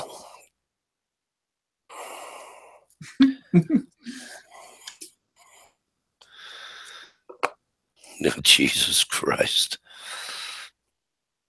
If I didn't like you, those would be fighting words. The They're just dark ignorant. side of Mike. They're just ignorant. Didn't they hurt a bunch of cops too? They wail on anybody that can sneak up behind and donkey punch in the head. Donkey punch. I thought Antifa did something really nasty to some cops. I know I could be wrong. I don't want to spread rumors, but I thought that. I don't watch the news, so I don't have a clue. I am, Greg. I am dressed like a bird all the time. You're right. Good night, V-Borg. Absolutely. V-Borg says, night, everyone, live free. The only way to live is to live free. Like New Hampshire's logo, right? On their license plate also reads, live free or die.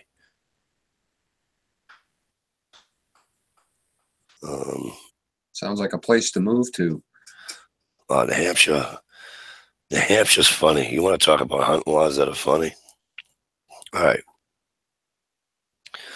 So let's say I own 100 acres. It doesn't even have to be 100. Let's say I own 50 acres of land. Okay. And let's just suppose my house is here and most of the land is to the side of the house. Right. So obviously there's enough room. There's no houses, yada, yada. All that bullshit's already squared away, right? It's my land in the state of New Hampshire. As long as it's not posted, you can hunt it.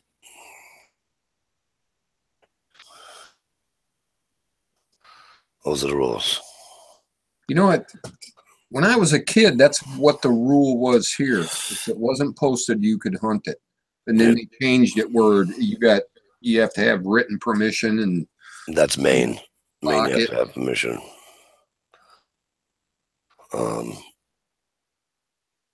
Yep.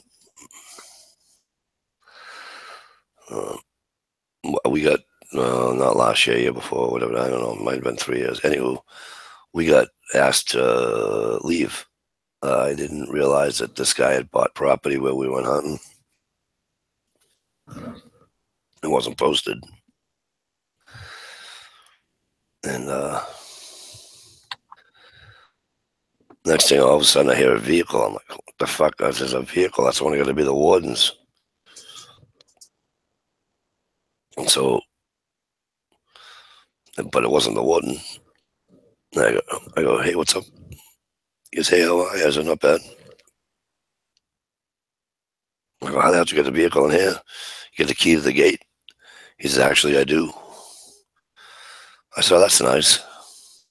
I says, no dragging all the way down there back to your vehicle for you, huh? He goes, no, he says, actually, I have a camp here. I said, oh, that's great. He says, actually, you're on my land right now. I said, I am. I said, I thought this was all public through here. Goose Pit was all public. He goes, it was. He goes, I bought like 8 acres of land over here. He says, I have like 3 tree stands. I go, no way. He goes, yeah. He goes, you actually walked by one. I said, I did. He says, yeah. And, I said, I suppose you want me to get off your property? He says, if you wouldn't mind. Of course I wouldn't mind. Your property. And I says, but thank you for being kind and thank you for not, Yeah, being an ass. Yeah, he said, I don't want to post it. He said, but he says, most of the locals know that, you come up the road. When you took your right, I go, yeah. We're at Fork Top. I go, yeah. He goes, so I own from there to the next gate. And then he goes in. I said, okay, no problem. I said, I'll keep that in mind. I'll let the other guys know. He's like, all right. So, but like I said, it wasn't a dink, Right. Just glad you weren't dragging a deer when he walked up to you. Oh, that would have sucked. Yeah, he might have asked for the deer. He might have said, you can leave the deer too. Have a good day. Right. And by rights, Actually, I think the way Maine does it is the wardens take it if there's a dispute. And then I get a ticket for, hunting on private property. But like I said, in New Hampshire, if it ain't posted, hunt it. The other thing I like about New Hampshire and Maine both is that you can take, again, if all the distances are between dwellings are all legal and all that, right? You can be driving down the street with your wife, have your shotgun or your rifle in the car or in the trunk, whatever, see a deer, open your car door, stand on the ground. Actually, I'm sorry, New Hampshire's 10 foot. You gotta be 10 foot off the edge of the road. Maine, put both feet in the ground and shoot. Use your door as a friggin' rest if you want to. See here, if I walked up to my truck, unloaded my gun, and leaned it against the bumper, I'd be in violation. Me too. Me too. I Yeah, hate that rule. Same here. Yeah, it's got a 10-foot rule off the roadway. Especially when I'm by myself, right? So when I go hunting by myself, I'm like, you lean it against. So you know what I do? I walk all the way over to the tree, lean it against the tree. Yep. Because it'd be my shit luck to get caught.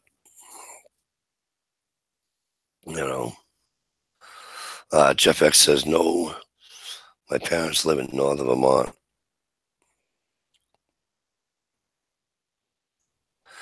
Everyone in the town of 1,000 knows if they come near my parents' land, my mother will shoot you. That's awesome. Northern Vermont's beautiful too. My sister lives in southern Vermont, in Sunderland. Sunderland. I don't know how you pronounce it. But yeah, she loves it there. She lives in a quiet town. Sorry, good. Mike, hunting. What's that? We are in Michigan. You could only use a 5-round mag. Oh, really? Yep. You gotta check out the guy hunting on YouTube. He's hunting coyote.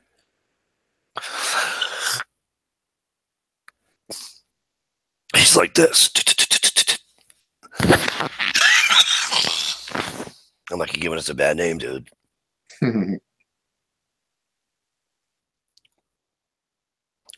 But I thought was kind of funny. Not funny, but was weird. Is I'm watching a coyote hunt. Guy shoots a coyote. He does the call and he's got the thing, right? Yeah. The coyote comes out. He fires, kills it. Another coyote came out to see what the hell was going on. Yep. Kills that one. Another one came out to see what's going on. Sees his friend laying dead in the friggin' field. Kills that one. I'm like, are you kidding me? Are they that dumb?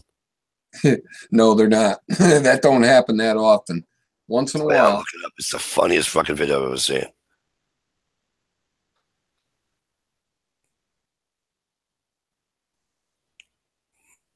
I'll tell you, interesting video to watch is the long distance coyote shooting. These guys are popping little tiny coyotes at like 1,000 yards or 1,200 yards. It's like, holy smokes. Yeah. That impresses the shit out of me. It does me too, but I don't know. I'm kind of, what do you call it, with shots like that. That's just like sheep hunting. Because you have no choice when you're sheep hunting. Right. I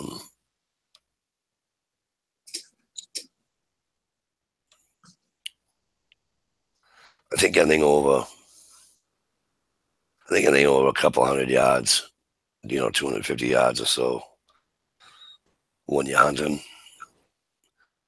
I don't know, for whatever reason, I can't get it out of my brain. I've tried and tried, but I think people just do it just to see how good I am. I don't know, which to me takes away the meaning of why you're out there hunting. You know what I'm saying? I see your point. Are you out there to say I hit a 600-yard fucking shot and dropped a deer?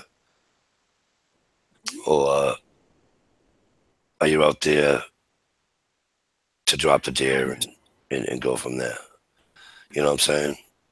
Right. Yeah. Some kind of But on a coyote, it's different. I mean, you know, it's a good critter, point. Coyotes are a pain in the fucking nutsack. right? And most of them are on private farms where they're helping out the farmer and what have you. Yeah, good point. Good point. They are, and they destroy. Obviously, they destroy livestock. It's like pigs, you know, or hogs, however you guys want to say it. I was watching a thing on them. They do more damage. Yeah. It's amazing the damage that a hog does. Amazing. I'm blown away by the damage that hog does. Blown away.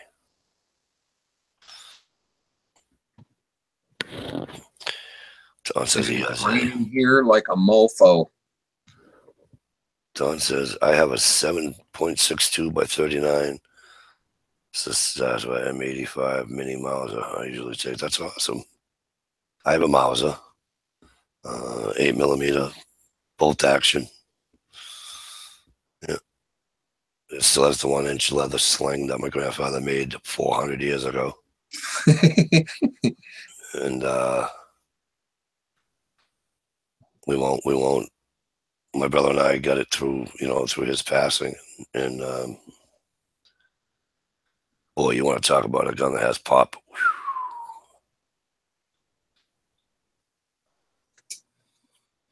The mouse is really nice. I think my brother finally got the date. I think it was a 1930 or 1931 or something like that. It was manufactured.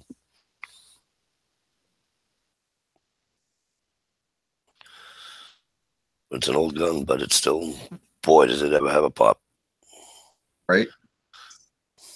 Yeah, I seen it driving home. We had a south wind, and the wind, and it was starting to pick up. I knew it was going to be trouble. Yep. Damn it. What the fuck did I do with my lighter? You just went through this last week. You didn't put it on a string? Last time I sat on always, it. That's why you should always carry a ferro rod. I know. Who put out a video? I think Daryl Camp from thank you. Yeah. My friend, my brother Daryl. 39 Yeah, Camp. Daryl put out the initial one, the initial video on that challenge. I remember it. Yeah.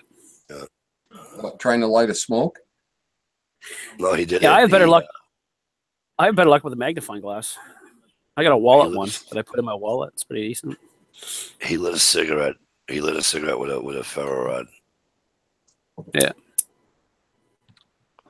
And started a fucking challenge on YouTube. Yeah. Yep, Daryl's cool people. He knows he likes this shit. Yeah. Mike, is it a big caliber, right? Yeah. Type that in there. 8mm. Dude, the round it's a huge round to me anyways. Others may not think so. But the round itself is huge. And let me tell you, they ain't cheap either. Right.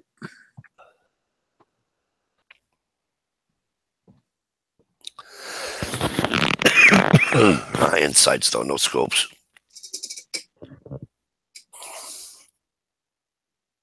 Man, it is coming down. Yeah, we already got that all day yesterday.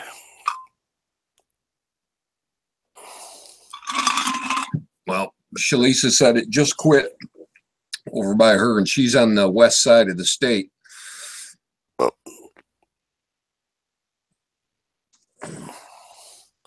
Well, that's good. That means it's going to stop fuel shortly.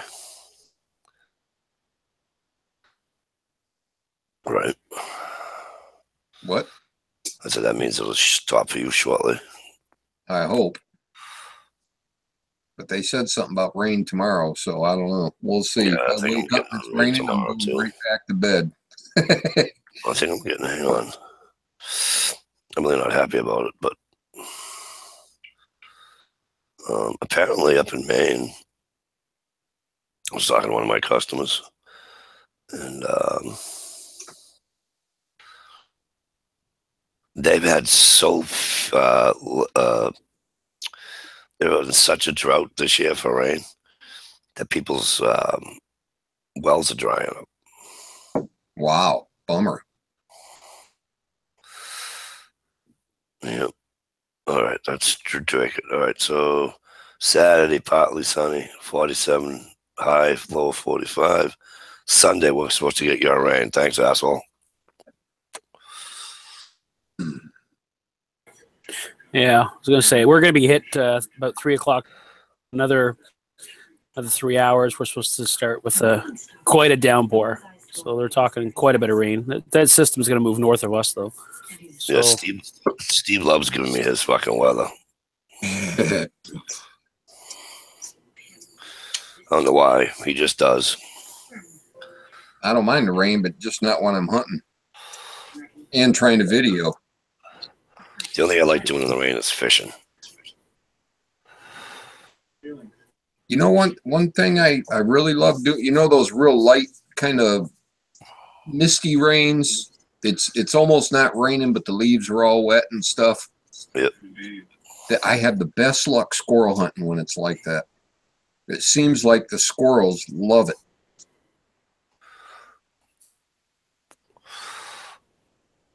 yeah, you know what? Early mornings, I found that in the fall, early mornings, when there was like a moistness in the air, most success early mornings for squirrel for me. Right. So I kind of I could see that. Yeah, I could definitely see that.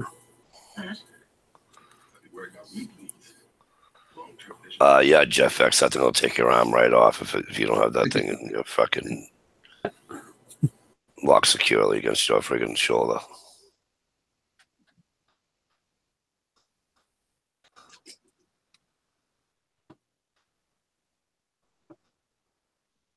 I already got my, a couple weeks ago when I was at the range, I got a little dinger right here. Boy, I cannot type tonight. Yeah, I can't type with the shit either. That's your fault. Oh, where the hell's my manners? Uncle Kyle, hope things are well. I'm sorry I didn't give you a shout out earlier. Please don't be upset. Yeah, 30-06, that's my buddy gave me last year to use. Another one that'll kick you too. You're right, it is a good gun.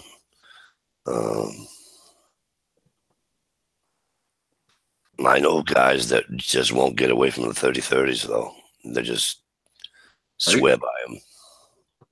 They swear by them, and that's fine. Everybody has their I do as well. Their preference, like 30-30. Well, it's a nice. Awesome. It's a good dogging gun. I like dogging with it. You know what I mean? Yep. It gives me an option to maybe take. You know, I've got something on the go on distance, and I can just get that one last kind of long shot off. Maybe it depends on where I'm dogging to. If I'm dogging towards a guy in a stand, well, then I'm not going to take that shot. But it just depends, right? And I don't mind having it either if a moose pops out. You know what I mean? He wants to get aggressive. At least with a 30-30. You get some options there. You know what I mean? Especially if it's kind of right. The more I won a 308 from YouTube, and the more I read up on that 308, it's looking like a promising round. Oh yeah. Oh geez, yeah. My buddy shot well, my buddy's kid did it, but he shot a 500-pound cow moose with a fucking 308. Fuck yes. 110 yards away. Bang. Yeah. Went right down. Got back up on my grandfather. Got back on two knees, and the kid that actually hit got the lottery. He put the second one in him, and he died. He died instantly on the second one. But fucking 308, fuck yeah, that's a nice round. Well, they're saying now it's actually starting to outperform the 6.5 Creedmoor in long distance. Really? Yeah, they're saying they're getting a flatter trajectory. Ooh, that's a tough word. And guys are kind of swinging back to it for their long distance stuff. Jeff, I never knew they came that way. Steve, did you know that? Jeff X has two 30-30s. He wants one in 357. I never knew it came in 357. He's probably talking about a lever action, I'm assuming. Yeah, probably. Gig Ryan says, I missed my mile in 30-30. But good thing is someone bought it that uses the heck out of it and takes good care of it. Bad news is he won't ever sell it. which let me know before he bought it. Jeff says he has a Ruger M77 in 308. Nice. Great gun, but expensive, no doubt. And Pilkley Incorrect said he has a 4570 lead thrower. It's a cannon. You know, I was thinking about getting a 4570. Have you heard the whole Trump thing with it? Hey, P. Nascars, what's going on, brother? How you been? I did not. What's going on? He's the 45th president, and he was 70 years old. Oh, what I just yeah, okay. So they were selling like hotcakes there for a minute. That's a pretty versatile gun, actually, because you could load them old school black powder and get a very mild load. Yep. Or you can load, as long as you got a modern weapon, you could load them hot with the regular powder and have a thumper. Oh, did I tell you that I had no problem whatsoever Saturday at the range? Cool. So for those who don't know, I went out to the range the last 2 Saturdays. The first Saturday, 2 weeks ago, I went out. And first of all, I'm not using the grain I particularly like. I was using a 223 grain. And with my 100 grain, the Pyrex pellets I use,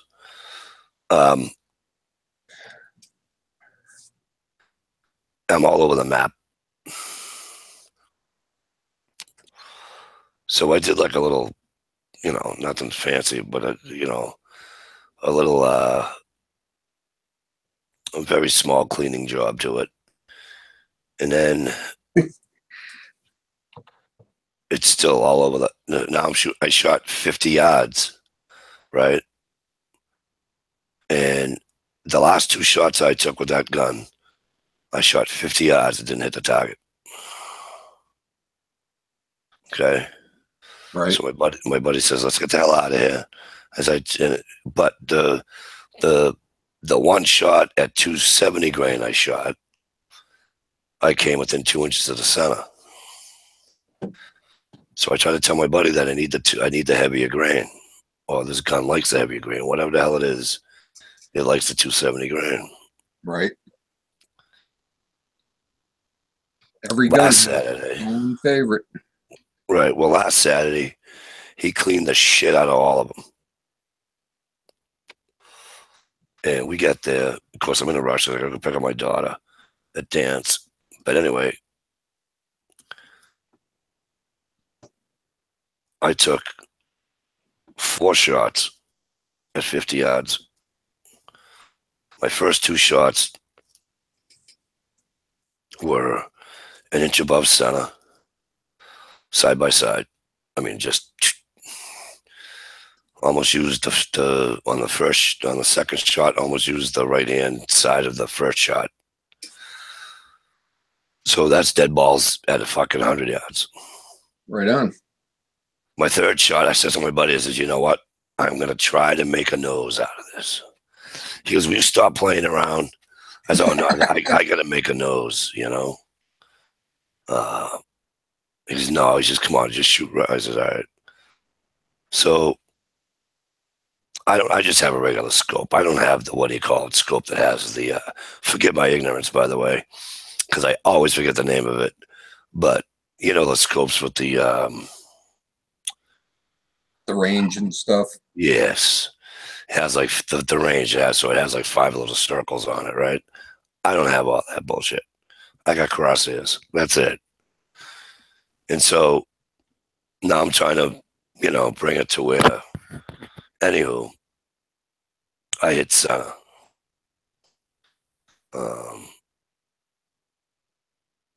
And then my fourth shot, for whatever reason, other than the wind, well, I know the reason because the wind took it, but the target's upside down. My buddy says, hey, hit the small target on the left-hand side. So I just shut off the paper on it. Anyways, my point is that I'm in within an inch, half inch of what I'm shooting at. So I'm wicked happy with it. I'm gonna piss him off now and buy fucking 270 grain, but that's okay too.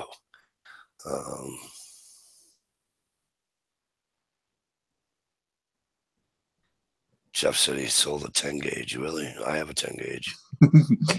I don't even think I'd attempt it. I have a Mossberg. No, I'm sorry, I lied. It's a 16 gauge. Yeah, there's a hair bit of a difference. Politically incorrect says he has a 500 grain Buffalo bore. He won't shoot it much. Nope, probably right out of his stand. Yeah, that's a monster bullet. Oh, absolutely.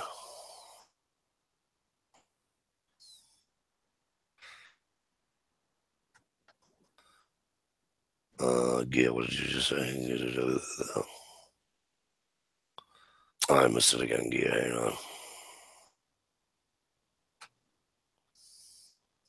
Fried hot dogs, bell peppers, onions, anyone? So anyways, the guns are all set. I think I did tell you though, Stevie, that I told him to knock that down from 150 grain to 100 grain, right? And he finally did that, and he was dead on at 100. He was shooting the 100 yard. I was shooting the 50 yard. Right. The other kid bought a Thompson Center. His takes Pyrex powder, not black powder, but Pyrex. He doesn't take the pellets. Anywho, he bought actually his girlfriend she bought him a Thompson Center at a pawn shop for $150 right out of the box. Nice. Right out of the box. It was in the box. It was a brand new gun, never been fired. He fired it. I think he was 5 inches off center. Right out of the box. Cool. I think that's pretty cool.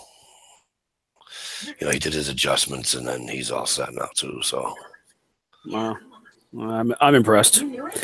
That's a pretty good price. You don't find that shit here. No, you don't. Let me turn this down. Thank you.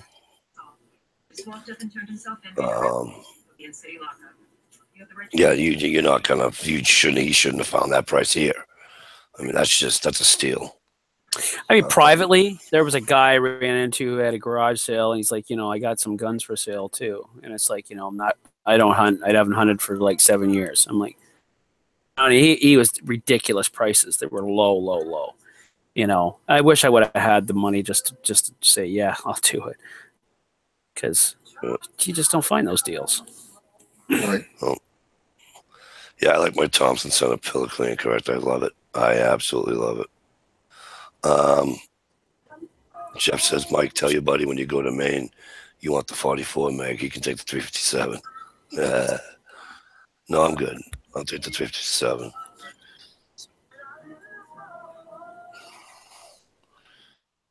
I never even thought about it, right? Because, I mean, I wasn't even thinking about it anyways. I'm like, what the hell do I need a sidearm for? He goes, Mike, you got one shot in your fucking gun. Oh, yeah, good point by you. But yeah, I guess they're really active. The Bears are really active up there. They have been, so we'll see.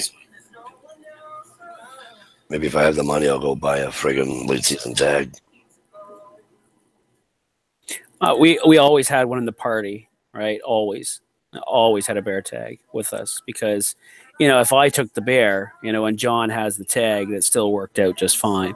But again, where we hunt, you're never, you're never gonna walk up, to an M&R officer. Never gonna happen. It would. You have a better chance of marrying the Queen of England as she stands today than running into a or not a fishery officer, but an M&R officer up there. Just never happened. When you get to the highway, well, that's a different story. Then you got provincial police and everything else you'll run into. But that's like Norm when Norm goes out. When Norm goes out to a strapping line. Yeah. Right, Stevie? Yeah. You just do. It's not whether or not you or if you can. You just do. Right. No. Kichigume, how the hell are you, my friend?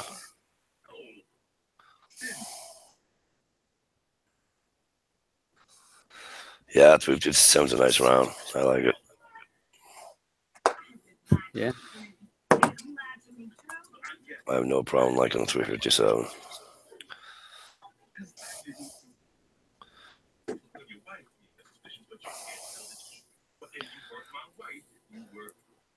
Kichi, how you been? Good to see you. We're doing well, thank you. We're doing well. We've been having a lot of fun. Stevie only teased us once with his gun. Well, I can bring it up again. You want to see a couple more? You're good. You're good. You don't need to. Teasing's one thing, breaking my nuts is another.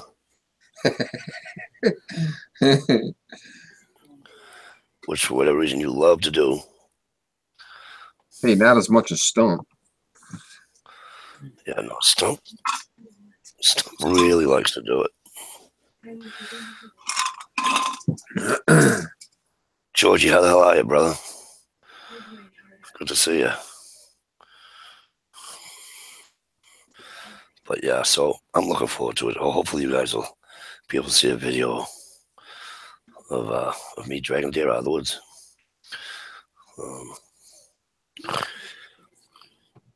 I will tell you something about public land I can't stand is that you can't use motorized vehicles.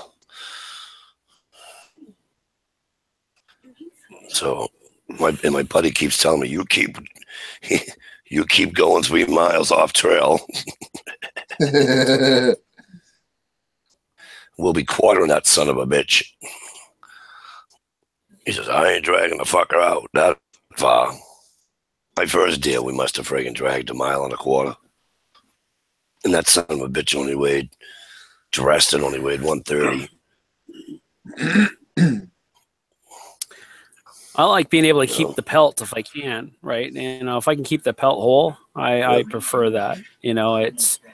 That's why I like what's one clean shot and nice and tidy, and then be able to get that that animal back in one piece, and then dress it out nice. And I don't know. I got a caribou pelt too. I mean, I've never had a quarter of a deer before. I know people that have, but once I couldn't drag her no more. Oh, really? Yeah, I was dragging a deer looking down and got lost in a valley, and the valley forked. I was so turned around. I walked back to my truck without the deer 3 times and went back and got lost again. Finally, I couldn't pull her no more. I had to cut her in half.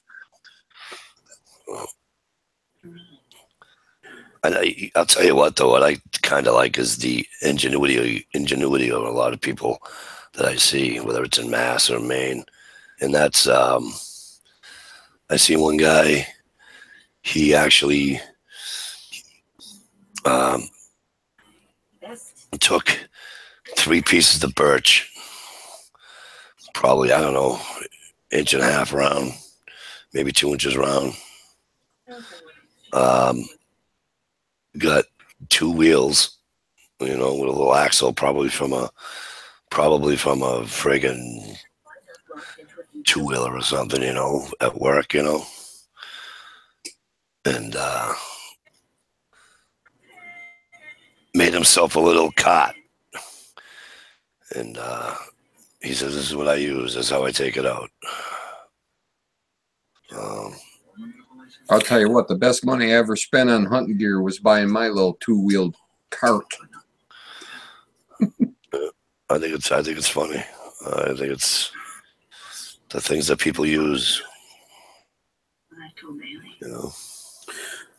Well, that's why we don't mind if we get snow during, you know, November deer hunt up north in Canada here in Ontario. Anyway, because we just use the sled then, right? So we can just haul it out from the sled for the most part. You know, as you get to haul it a little bit, it gets a little stupid when you got a horseshoe. When you got a snowshoe in, you know, to different places, that kind of sucks ass. You hope that you don't shoot something in something like that, but we've had it bad. We've gotten lucky too.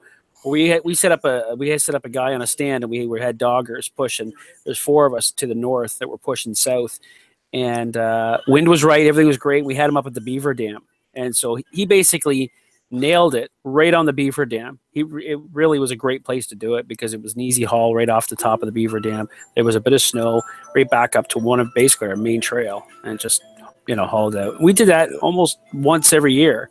You know, got one out of there. Good spot. When I shot mine, he was in the road when I shot him, and he went in about, I don't know, 30 yards. The problem was the son of a bitch decided he was an equestrian horse, because every friggin' down pine tree or whatever down tree, he went over it. And so we're looking for the easiest way out. And my buddy's like, well, why don't we just bring it the way he came in? I'm like, oh, hell no. He goes, why is this? Because I tracked the fucker. And goes, he's up and over and up and over. It's just bullshit. And this was a spiker, so I had nothing to hang on to. You know, the friggin' glove kept slipping off the friggin' horn. You know, and anyway, we got him out to the road. Then we just had him drag him down the road a mile and a quarter. But I'll tell you what, that sucked. You know, Boss of the Swamp. I can't wait for Dawson to upload a video. Dang, Mike, for getting me hooked on this vids. Sorry, Gia. He's just a great guy. Good to see. Get you Goomy. He says, good to see a Canadian and from Ontario on the show, Mike. It's always a pleasure to have anybody from anywhere, but especially from Canada. Considering we did this lot too a couple weeks ago. Luke and I have known each other now for, I don't know, 4 years, 3 years. I don't even know how long it's been. Oh no, Mike, it's been closer to 4.5 years, I'd say, for sure. It's getting up there. Yeah, for sure. I know. If I shot a bigger deer, I'd have handles on. I know that. Yeah. Make sure you get a deer with handles on it. Hey, that's a good. I like that. Yeah, and that's, we talked about this before about when we prepared to go hunting or whatever, and having the right tools and then having what you need, whether it's camp and whatever that case may be. And I went up there and had my backpack and none of that shit, right? And what happens? I get a deer. That's usually when it happens. In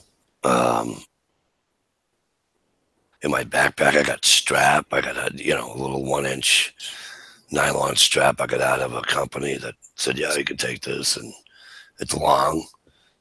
It's probably, I don't know, probably 12 foot long anyway. So, anyways, I didn't bring it with me and all that. Now I don't go anywhere without it, when I go hunting. So that's why you haven't got a deer. Exactly. You have to trick them, make them believe that you're not really hunting. You're just out there fucking around. They'll walk right up to you. I feel like I'm vegetarian hunter now. Holy shit. And they need to take the calendars away from turkeys. I can tell you that right now, because during turkey season, you can't see a damn turkey. As soon as the season's done, bang, turkeys everywhere. And I'm like, calendars out to these guys. They haven't seemed to understand it. Fact. Fuck. Turkey season. Out of turkey season. On my way to work, I see about friggin' 20 of them in the neighbor's friggin' yard, right? Yeah. Turkey season, you don't see a goddamn turkey anywhere near that guy's yard. The day turkey season ends, the sons of bitches are in his fucking yard. You can't tell me that they don't know. I don't know what it is. It's just something's fucked up.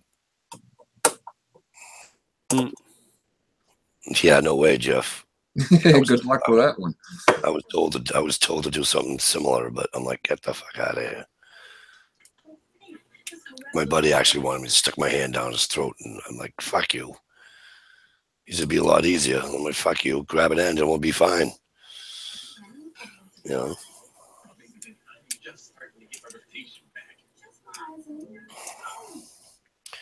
But yeah, I've seen a couple of guys on YouTube. I haven't seen it out in the woods live, but I've seen a couple of guys on YouTube.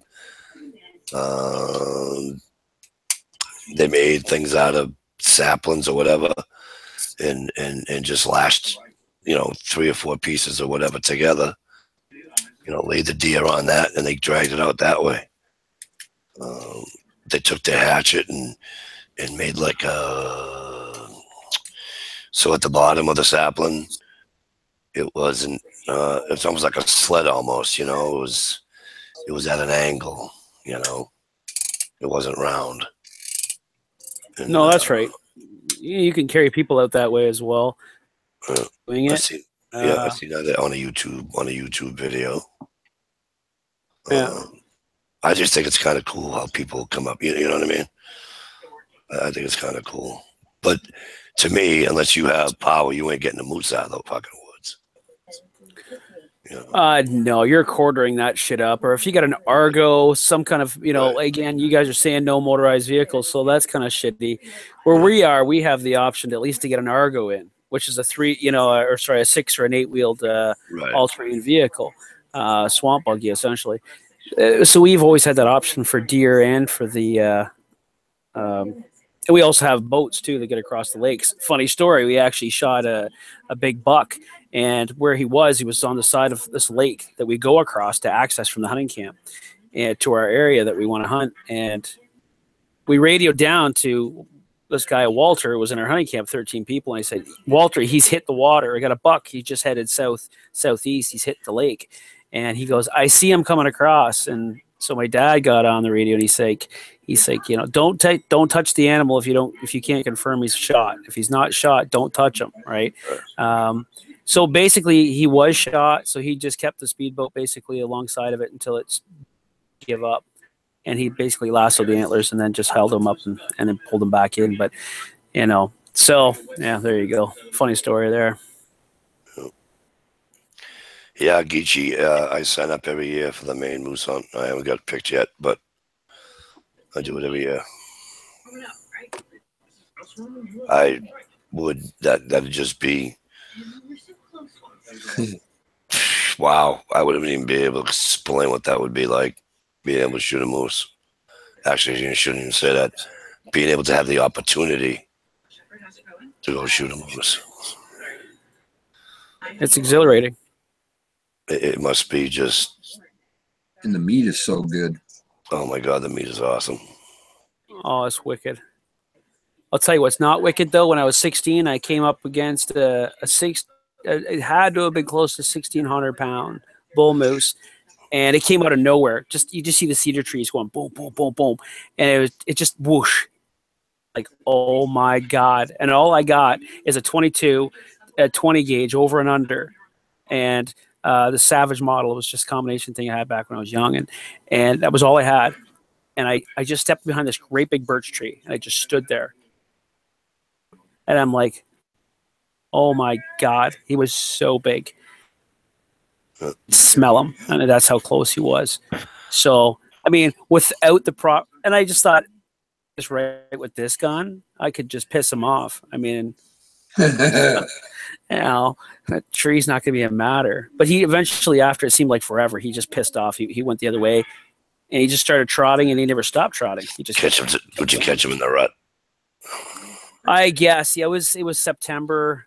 It was early. It was early September when I encountered that. Yeah. And it was spooky. Do you have the chat up? The outside chat up, Luke? I do and I don't. Geechee wants to sub you because he's a fellow Canadian. And he said that, sorry for being ignorant. What's the good old Canadians channel? I'll sub. Yeah, an informed state of mind. Ice them. Basically, an informed state of mind. So I'll just type in there, and then you'll be able to see what's going on. The biggest moose had to go 1,400. That's just a small vehicle. Yeah, I know moose in Vermont are dying.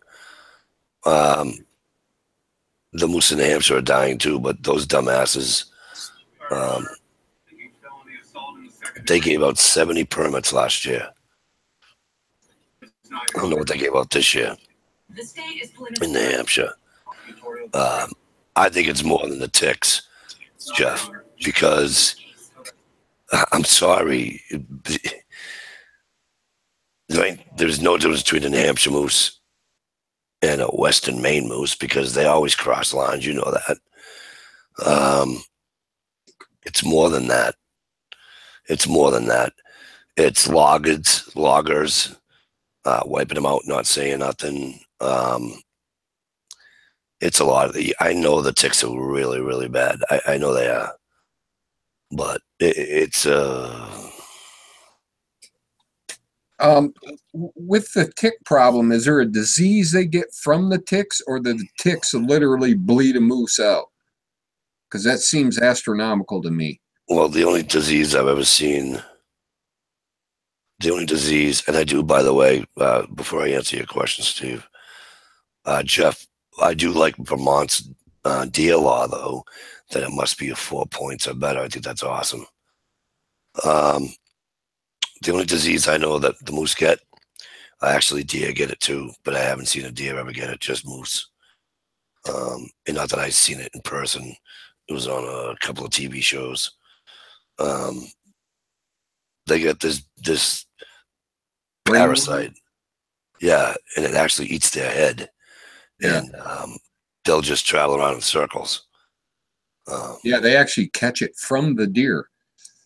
The parasite lives in the deer, and when the deer poops, lives in the deer. Yeah, right. That's how it is. You're right. Yeah, it lives in the deer. Once the moose steps in the deer shit, and that's how it happens. Isn't that bizarre? They're both in the same family, but it really doesn't affect the deer. It's probably why they don't like each other. Kill a moose. That's probably why they don't like each other. Right.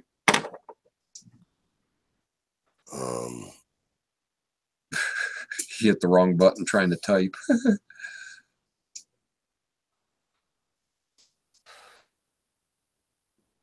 But yeah, my best experience with a moose, I wish Phil was still here, he'll tell you. 12 and a half years old. Wow. I was doing a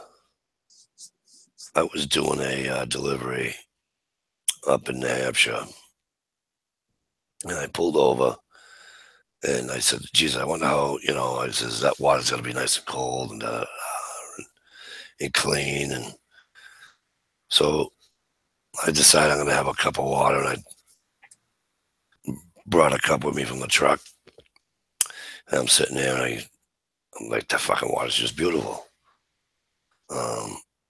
And again, you can see, there was no beaver dams. There was nothing. It was just it was mountain. It was from the mountain. Anywho, I'm watching trout.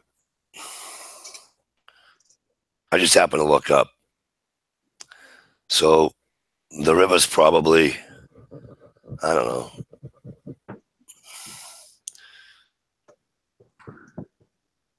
30 feet wide. Then was like a sandbar because I think the other part was a runoff. Okay. So like there's some sand and then another little, the runoff, as I'm going to call it, was probably 10 feet, 12 feet wide. And then there's this moose. I look up and here's this moose drinking on the other side of the river. Looking at me, I'm looking at him. Looking at me, I'm looking at him. Cell phones in the truck. I'm looking at him, he's looking at me. And he snorted. Now, I don't know whether he snorted because the way they, how they drink, right? Yeah. But I took that as get the fuck out of here. I'm done looking at you. So I slowly walk backwards, back to the truck. I get back to the truck, I grab my cell phone, and I quietly go back in the woods to the river. And I get there and he was already gone. But I saw the fucking, he was huge. He was huge. He was probably 900 pounds, 1,000 pounds easy. Wow. Yeah, He was a horse. Oh yeah, he was absolutely huge.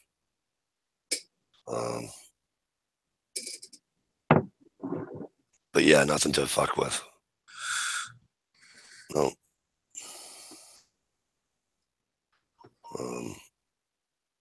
It's funny when 2 years ago on my way to Maine, I saw a couple of moose in the roadway, and I'm like, it's just unreal. I've never seen one live. Oh, they're just awesome animals.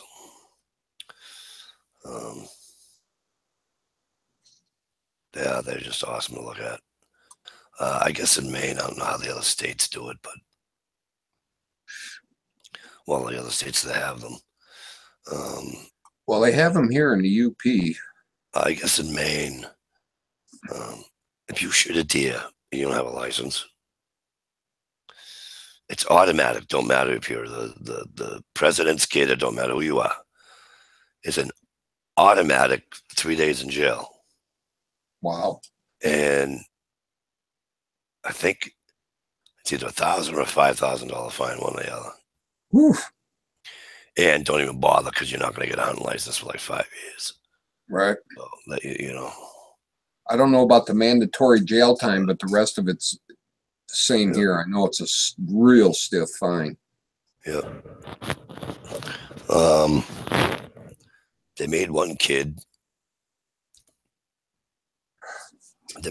pay a fine because he had a license to shoot a bull, shot a bull.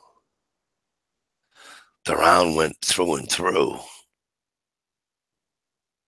and hit a cow. And they tracked the cow and killed, and had to dispatch the cow. And so of course the state, the wardens take the moose, the cow, because he was justified with the bull. And they only gave him a fine because it was totally accidental, and a stern, what do you call it?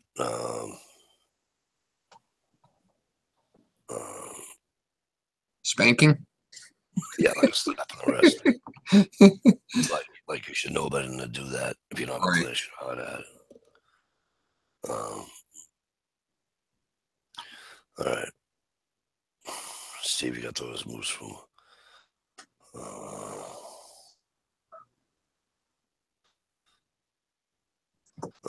All right, listen, it's getting late. So we're going to get the hell out of here. I want to thank everybody for coming in. I wish Michelle and Dish came back, but it's good to have them here. It's good to have everybody here. Great to see J. Gray Campbell, as always.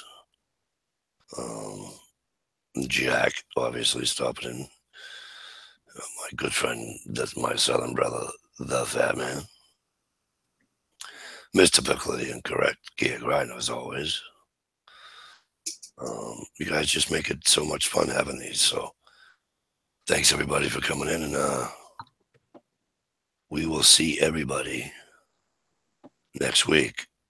Peace. Oh. Oh, and happy Thanksgiving.